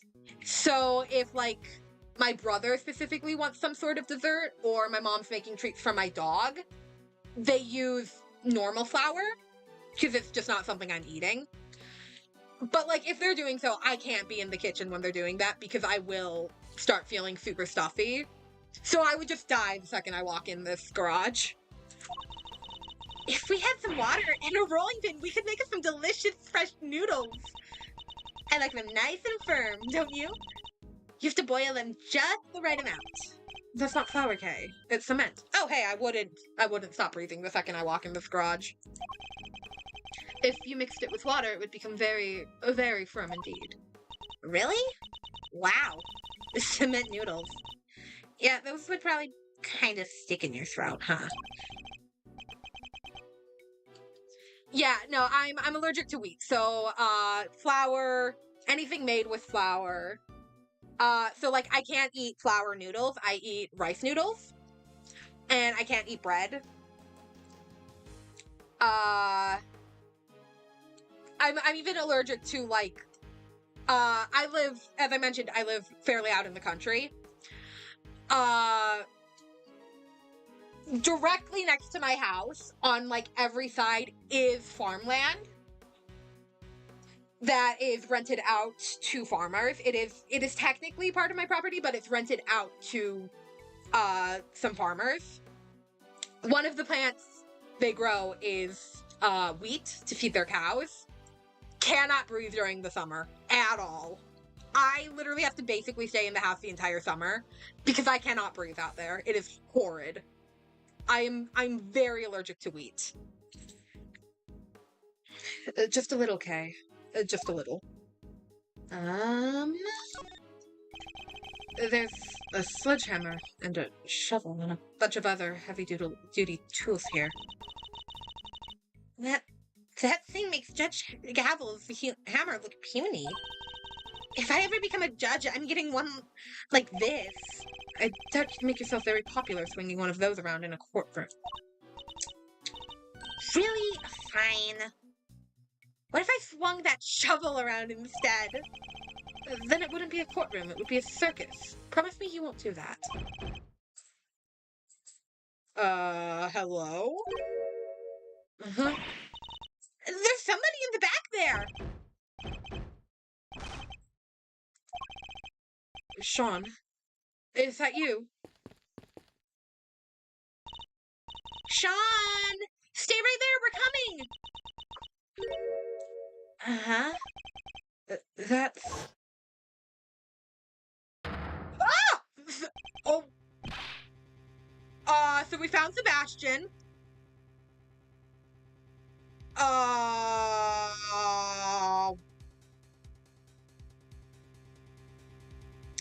So how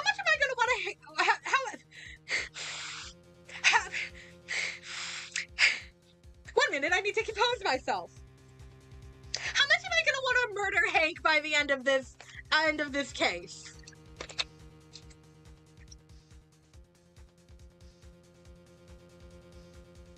So, how much am I gonna want to murder Hank by the time we're finished?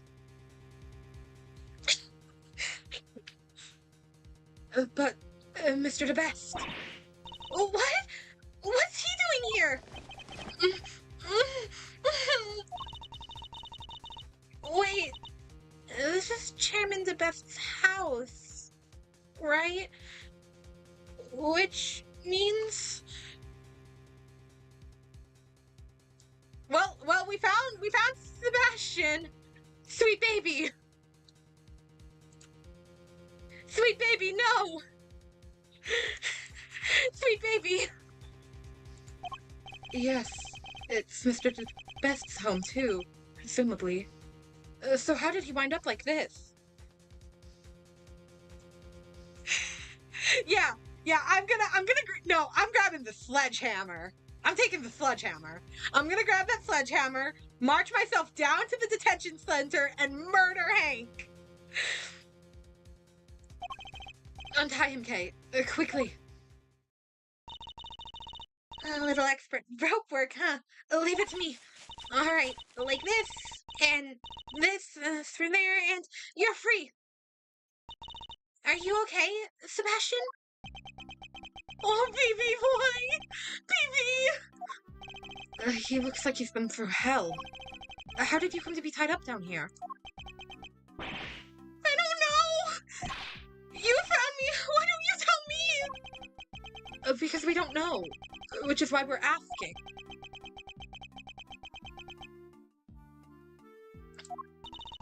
I'm not sure you're gonna be able to get much out of him like this. No. In which case... there's only one thing for it. Wait! You mean Edgeworth? No, I don't think Sebby's in the position to mind chess right now. I don't think he's in the position for some logic chess. No! I hate to be the man while he's down, but it might be the only way. Are you sure? Look, don't go too hard on him, okay? You might push him over the edge.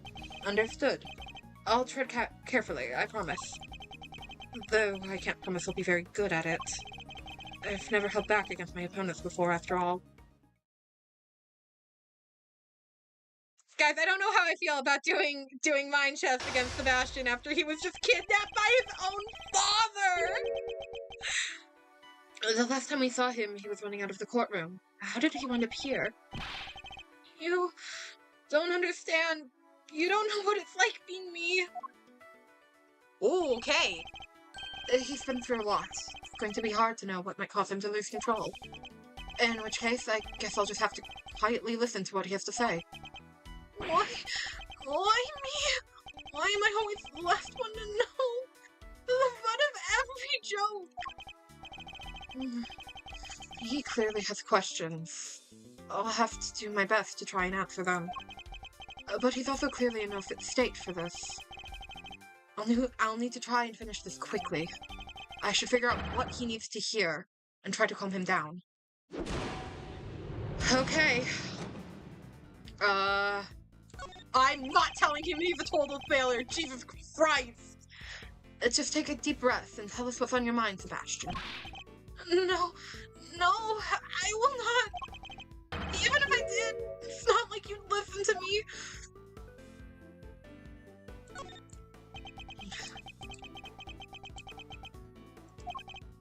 What is this? Why are you shouting? Objection! You always shout objection.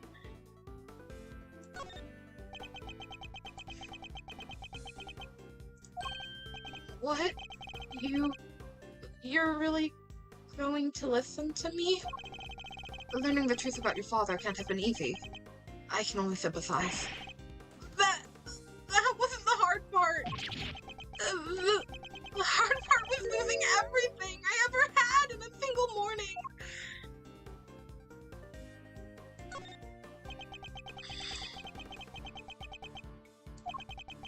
Everything I thought I worked for, it was all a lie.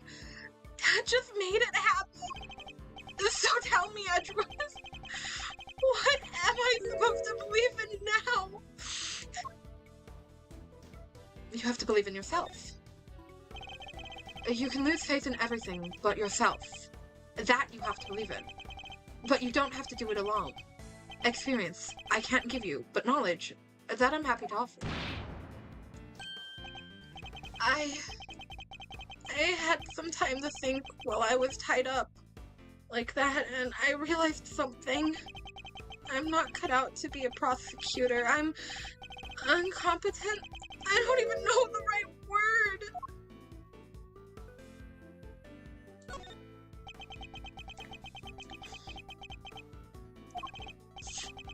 Why are you ignoring me?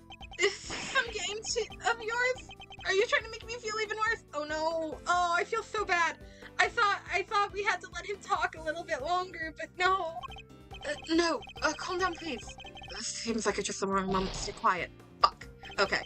He's crying so much, it's making him hard to read. Is he sad? Angry? He cries either way, so it's impossible to tell. I'll just have to ignore his tears and concentrate on what he says. Okay. Let me ask what's on your mind. Bide my time. Objection! Bide my time. Oh. Bide my time. You have to believe in yourself.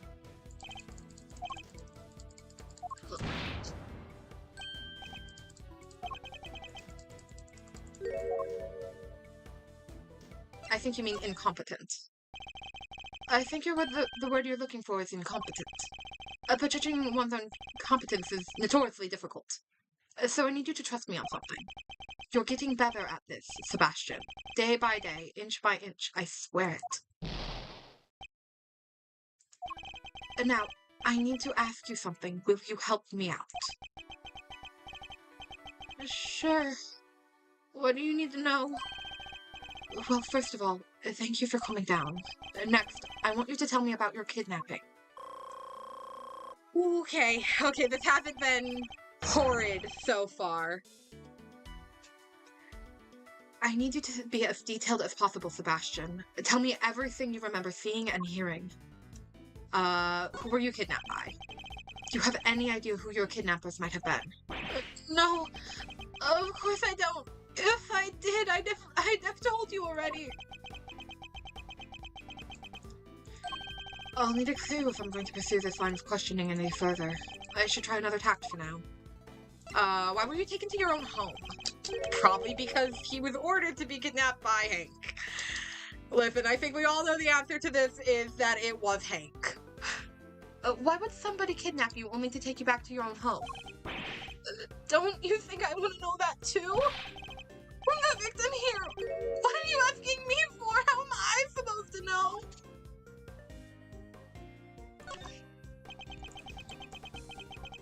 I don't like either of this.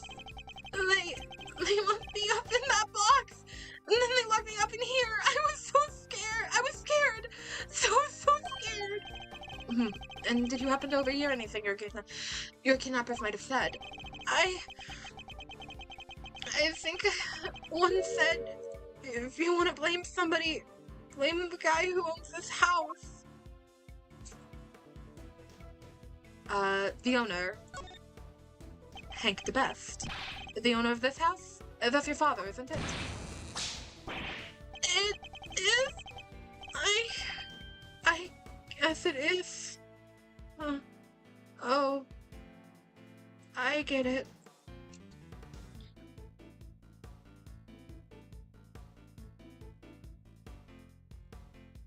Yeah, no, the sledgehammer is probably our best weapon against Hank here. I thought we use a sledgehammer and then fire. You know, that feels ironic and just. I feel like we should use fire on Hank the Best. The kidnappers were people who hated my dad. That's not it. At least, not based on what else we know of this situation. But there was some kind of link between the kidnappers and the Best Senior. That could be a clue. What did the kidnappers want? Do you have any idea why somebody might have wanted to kidnap you? What do you mean? Why does anybody kidnap anybody? For ransom, right? Well, since we haven't heard anything about a ransom for you... I'll need a clue if I'm going to pursue this line of questioning any further. I should try another tact for now. Who were you kidnapped by? Do you have any idea who your kidnappers might have been? No, of course I don't. If I did, I have told you already. Time to deploy my clue. Your father was behind your kidnapping. Your captor wanted you easily at hand, and where you could be more convenient than... And where could you be more convenient than one's own home? I hate to break it to you, Sebastian, but the kidnapping was ordered by your father. What? You don't think he wanted me out of the way? That he was going to kill me? I mean, he does talk about making people disappear fairly often. I don't know. Ah, fuck, okay. Okay. I didn't like either of those answers. Were you kidnapped by... Time to deploy my clue. Your father was behind your kidnapping.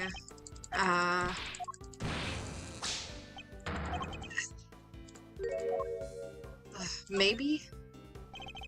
I think I picked the wrong one.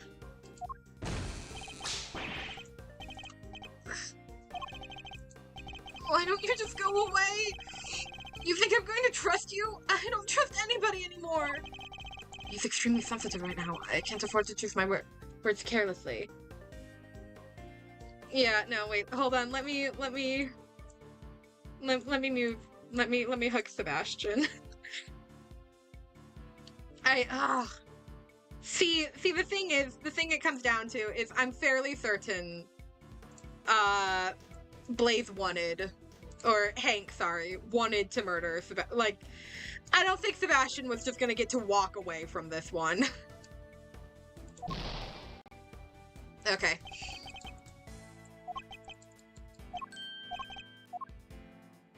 Who were you kidnapped by? Do you have any idea? No, of course I don't. Deploy my clue. Your father was behind your kidnapping. What? You don't think he wanted me out of the way? Of course not. What good would that have done him? His own son dead in the family garage? He would have instantly have become the prime suspect. Yeah, I don't think he was gonna kill him right away, but listen, I don't think Sebastian was getting out of this one okay. You're right. Okay. So why did he have me kidnapped? Well, it won't have been for a ransom, not for his own son. That wouldn't make sense. So his motive for the kidnapping must have been something else entirely. This could be an important clue. What were you taking from your own phone? Oh. I thought we'd done the other one. What did the kidnappers want? Do you have any idea why somebody might have wanted to kidnap you? What do you mean? Time to deploy my clue. That wasn't your father's motive.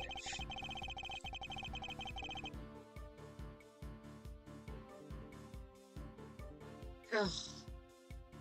Why would somebody kidnap their own child if they were planning on demanding a ransom? Yeah, that's kind of weird. Did anything odd happen during the kidnapping? No, I just answered their stupid questions, and then they grabbed me. What did they ask you? Their questions. What did they ask you? Stop glaring at me like that. What was it again? Oh yeah, they asked me if I knew Gavel. Of course. Things are starting to fall in place now. Your father, his goal wasn't to kidnap you. He was out to kidnap Judge Gavel's son, Sean Fenn, because he wanted to force her honor into declaring Warden Lagarde not guilty. Wait, Gavel has a son? It was also Lagarde would be found not guilty? I think you were mistaken for Sean, and that's why you were kidnapped. Sebastian's crying sprite is heartbreaking. What? You mean I went through all that by mistake? Wait, that kind of makes sense. Yeah. That would explain the part where... Where what? Have you remembered something? No, it's nothing. I'm nothing. I'm useless, meaningless. Just go. Leave me here alone. This isn't good. I think I've pushed him as far as he can reasonably be pushed. I have to calm him down and get him to tell me what he's just remembered. Oh, sweetheart. Oh, I want to give Sebastian a hug so bad. I truly cannot understand the Sebastian hate from people who have played fully through the games. I understand disliking him if you've only played the first few cases, but if you've played the entire game and you hate Sebastian, I genuinely cannot understand you. Judging by his fragile demeanor, I'd say he's still suffering considerably. I need to help him get back on his feet. What is it you remembered? You remembered something just now. What was it? I didn't remember anything. All I remember is him. You mean your father? No, Sebastian's character speaks so much to me. Sebastian's character is legitimately such a good depiction of people who have been abused. It's legitimately heartbreaking. Him? You mean your father? No, I don't mean to bring him up. I'm nothing compared to him. I'd never have made prosecutor if he didn't help me. I've been wanting to ask about that for some time. Why did you become a prosecutor? What do you mean? You think it too, don't you? That I wasn't meant to be one? That I'm not good enough?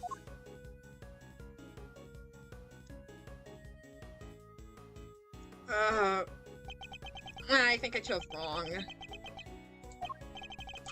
Say something, will you? You chose this path. Why? You must have a reason. It's not like that. There's no big reason behind it all. The reason is stupid and dumb and not important.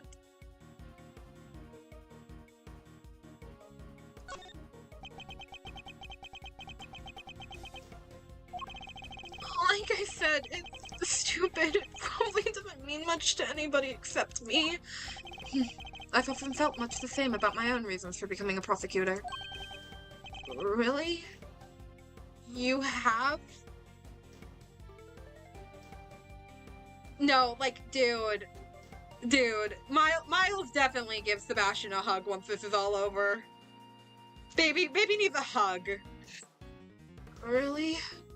You have? But you're a real one. A good one.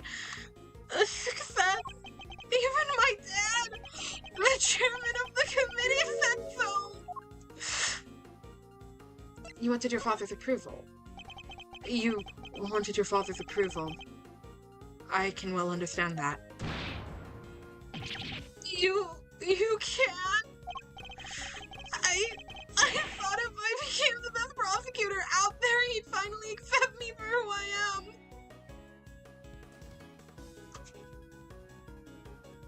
I might cry. Holy shit. Hold on. Where's... I need a stuffy. Hold on. Where's non-binary bunny?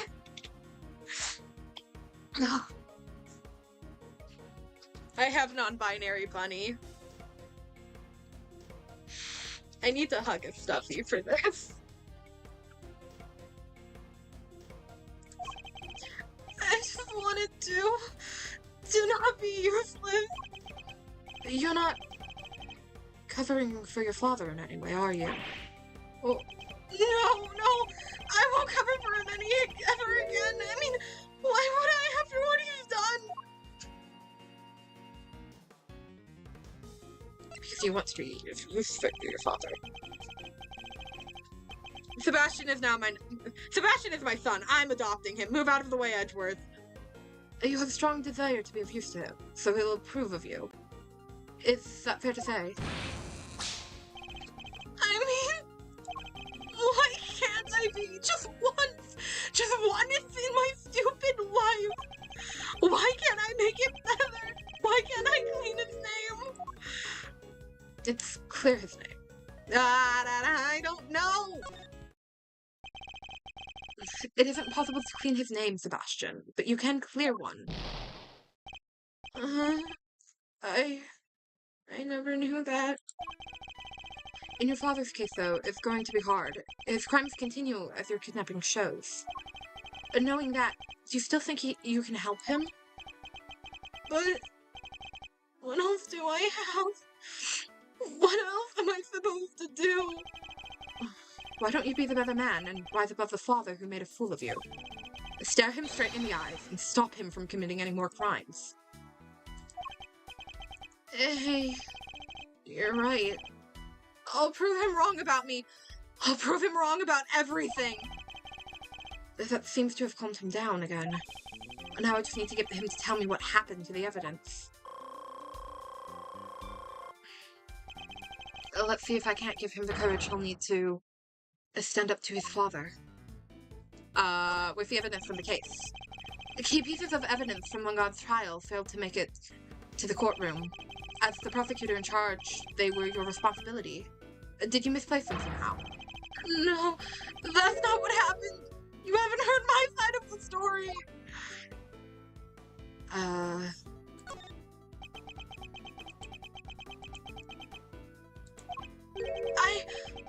I thought I was putting them in the safest place there was.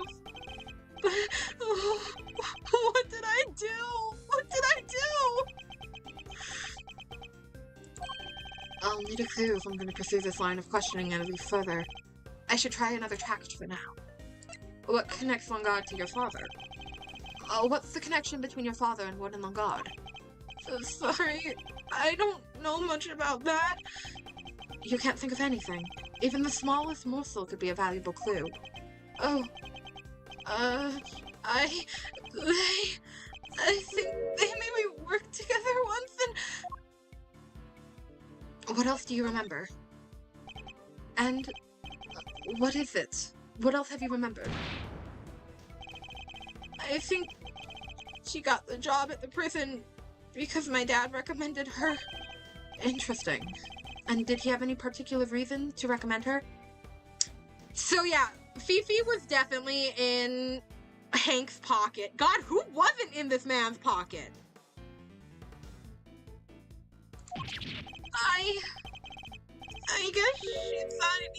I guess he thought she was good at her job. Unlike me. He doesn't like you at all, does he? Ah, fuck, I messed up, okay.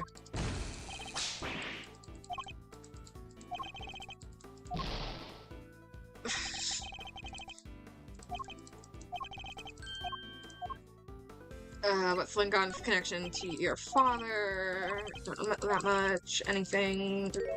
Together once. What else do you remember?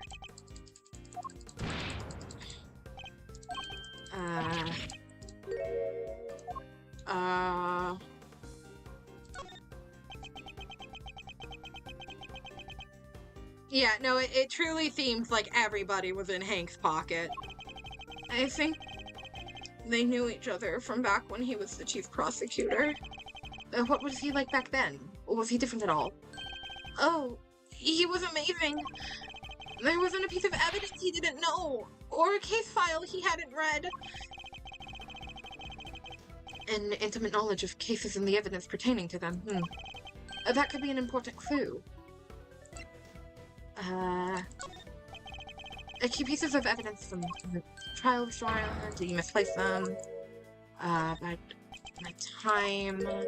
I thought I was putting them in the safest place. It seems like he's drowning in his own self-doubt again. I guess I'd rather send out a lifeboat and bring him in. You gave the evidence to your father. Oh. Oh, sweet baby boy. God. So Sebastian gave the evidence to Hank, thinking Hank would keep them safe. Oof. I think I know what you thought would be the safest place possible. With your father. Isn't that correct? Well, he told me it would be safe with him. He said there was nowhere safer. Well, I'm afraid he betrayed your trust in the ugliest way possible.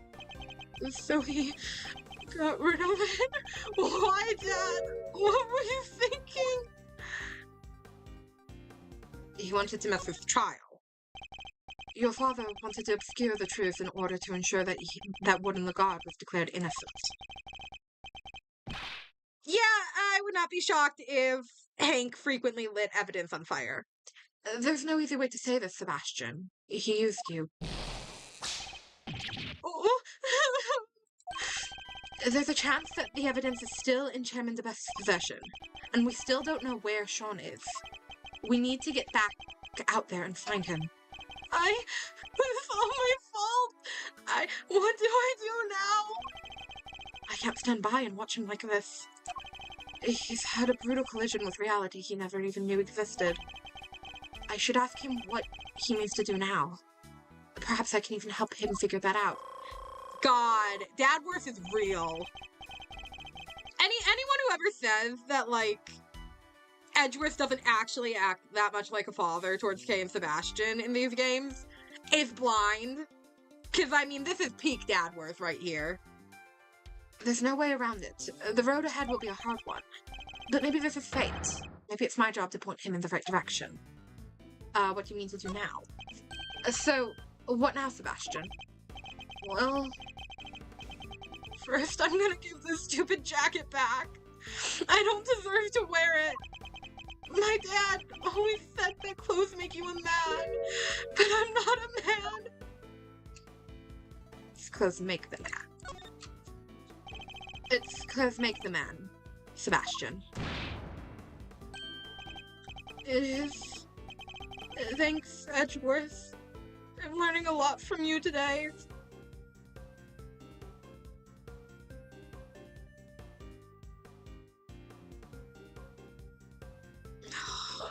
I want to give Sebastian a hug so bad. His character is written so well. He is such a well-written character. It almost hurts. It's... ugh. Dude, I understand all the feelings he has right now so well. That's good to hear. And now about that jacket. Why don't we make you into a prosecutor worthy of it? Alright, let's do it. Let's make it so nobody ever makes fun of me again. Oh, I feel like I chose wrong. Oh, no, I did it, yay. I hate making Sebastian sad. This mind chat sucks. This is so painful. But, how do I get there? Tell me, what do I need to do? I just don't know. I just don't know. I'll need a clue if I'm going to pursue this line of questioning any further. I should try another tact for now. Will you continue to work as a prosecutor? Do you mean to continue working as a prosecutor, Sebastian? I don't even want to think about that yet. After all, I only became one because of my dad. I probably shouldn't even think about carrying on, should I? Only you can answer that. The only person who can answer that question is you.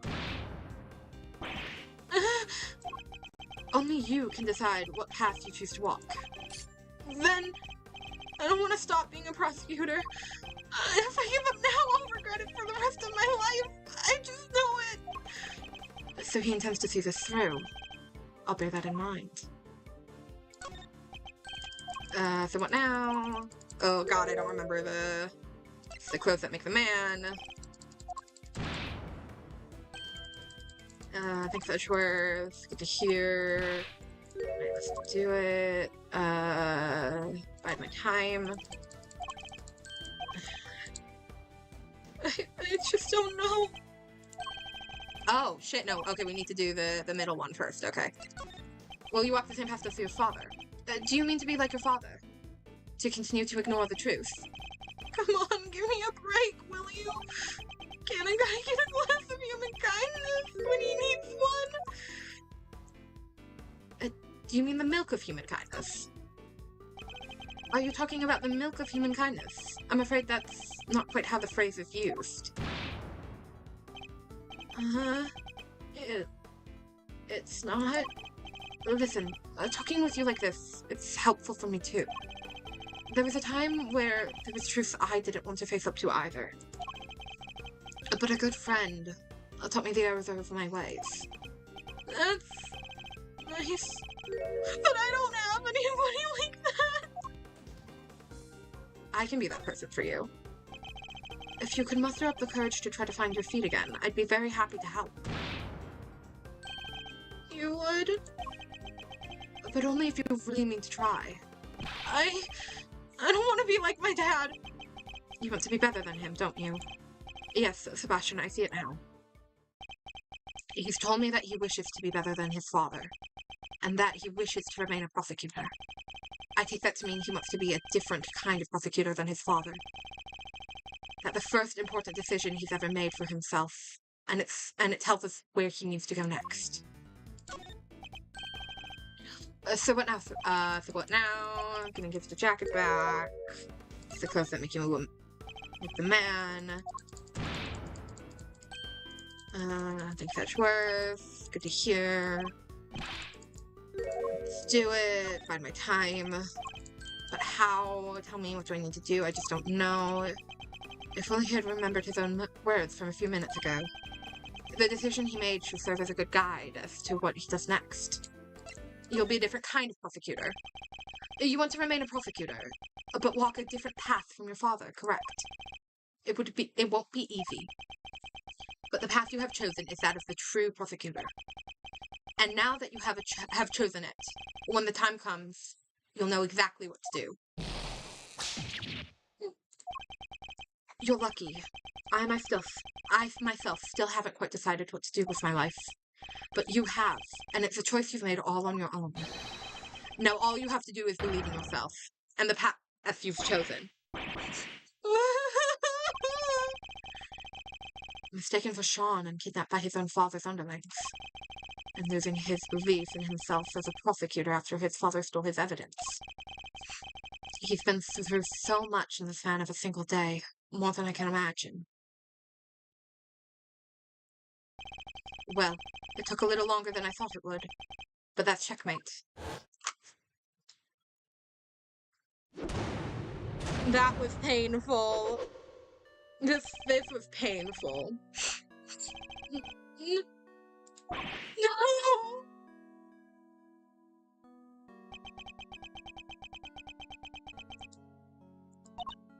Well, I don't think I've ever seen him move so fast. He's particularly speedy when it comes to running away from things, it seems.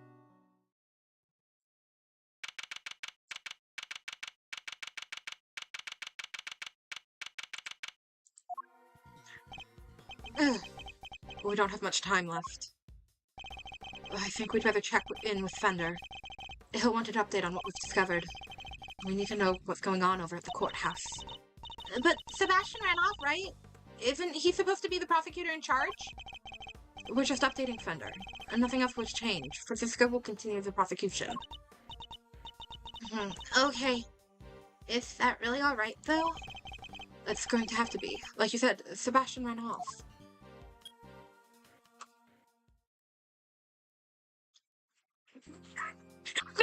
They've all just been sitting here for the last 5 minutes making, like, idle chatter. They're literally doing everything they can to stall it. Look, I hate to be a stickler for details, but let's go over this just one more time, shall we? No murder weapon means no conclusive proof, means no conviction. That's all there is to it. Objection! That makes no sense. The lack of a murder weapon does not prove your client innocent. Don't make me come over there and whip it into you. Eddie, darling, how much longer is this going to take? It's almost as if you're trying to drag this out for as long as possible. Sorry, Thief. It's our friend the prosecutor over there. She's stubborn as a freaking mule. Then give me a satisfactory explanation. Well, I'll just have to keep whipping you until you can. Seriously? I've already taken more licks than I've had birthdays. Come on, Miles. It's taken so long. I'm happy to buy you some time and all, but I'm taking a beating here. Listen, Eddie's been very up and down for me in this game, but I don't think he deserves to be whipped so much by Francisca. No one deserves that. Except Hank.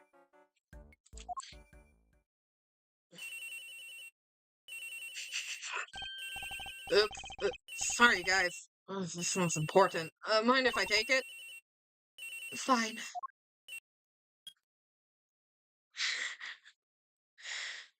Thunder. Miles Roney, boy.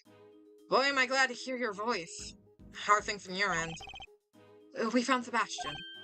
Sweet. And the knife and the chisel? Unfortunately, he entrusted his both to his father's care. Which means that Chairman DeBest is the only person who knows where they are. Chairman DeBest? But why would he... Well, we're not quite sure of the specifics just yet. But we do know that Chairman DeBest and Warden Langard have some sort of connection they'd rather others didn't know about. Gotcha. Alright. I guess the next move will be to get Hank DeBest on the stand. Best to hear the deets from the proverbial horse's mouth, right? I'll keep looking for the missing evidence. And for Sean. Well, shake a leg, will ya? Big guy? Can't keep this one from going to the judges much longer. I can't whisker from a verdict here. Understood. I wonder how long Judge Gavin's nerves can hold. This can't be easy for her. Oh, we need to hurry. How are things over at the courtroom of... Doom? They're going to call for Chairman DeBest to the stand. Who knows how that will go for them. Yeah, he's already to evidence stealing and kidnapping. What else is he capable of? Exactly. Perhaps we should look over any evidence we might have relating to him. Just in case. Good idea. All right, leave it to me. Presenting a hot new piece of evidence, fresh from the evidence oven. The gloves we found in his garage. Yes, I was thinking about those. Anything else? What about the case files from the I-7 incident? Chairman DeBest was involved in that, right? Yes. He helped suppress the evidence. It's probably a good idea to have the notes on hand. All right. Excellent. And do we have anything else? We sure do. Last but far from least, there's this. Your Jatagrasupin. Kay. I asked for evidence relating to Chairman DeBest. Can you please try and take this seriously? That's the guy who spends his life presenting people with evidence that has nothing to do with anything. Damn, Kay, don't call me out like that. That's different. Fabby! Baby! Wait, that's Sebastian? Huh? Hey, what are you doing here? Oh, rude. He totally ignored me. What was he doing in the big building, I wonder? Let's go inside and see if we can figure out what he was up to. Yes, good idea. Huh? The hatch is wide open. Maybe Sebastian opened it? Did Sebastian really come down here? Mr. Edgeworth, look! The safe, it's open! I guess maybe he did come down here. Oh, we'd better take a closer look. Okay. As much as I would love to take a closer look, it's been 4 hours. I have had to do significantly less voices that strain my my throat, but my voice is still taking a beating from this. Also, I have to eat dinner soon. I have to eat dinner in a little bit. So I'm gonna wrap for today, and we will potentially finish Case 5 tomorrow. I am not sure how long Case 5 is, but we might finish it tomorrow. I feel like we'll either finish it tomorrow or Wednesday. And then we're returning to the original trilogy. That is the plan after we wrap Investigations, is to play the first Ace Attorney game. Also, if you want to get your hands on the first trilogy of Ace Attorney, they are on sale on Steam right now for $10 for the entire first trilogy. That is a steal. Become K and steal those games, because that is a steal. Legitimately, like, I'm not being paid to say this or anything. I was looking at buying them to play on stream, and they are $10 right now.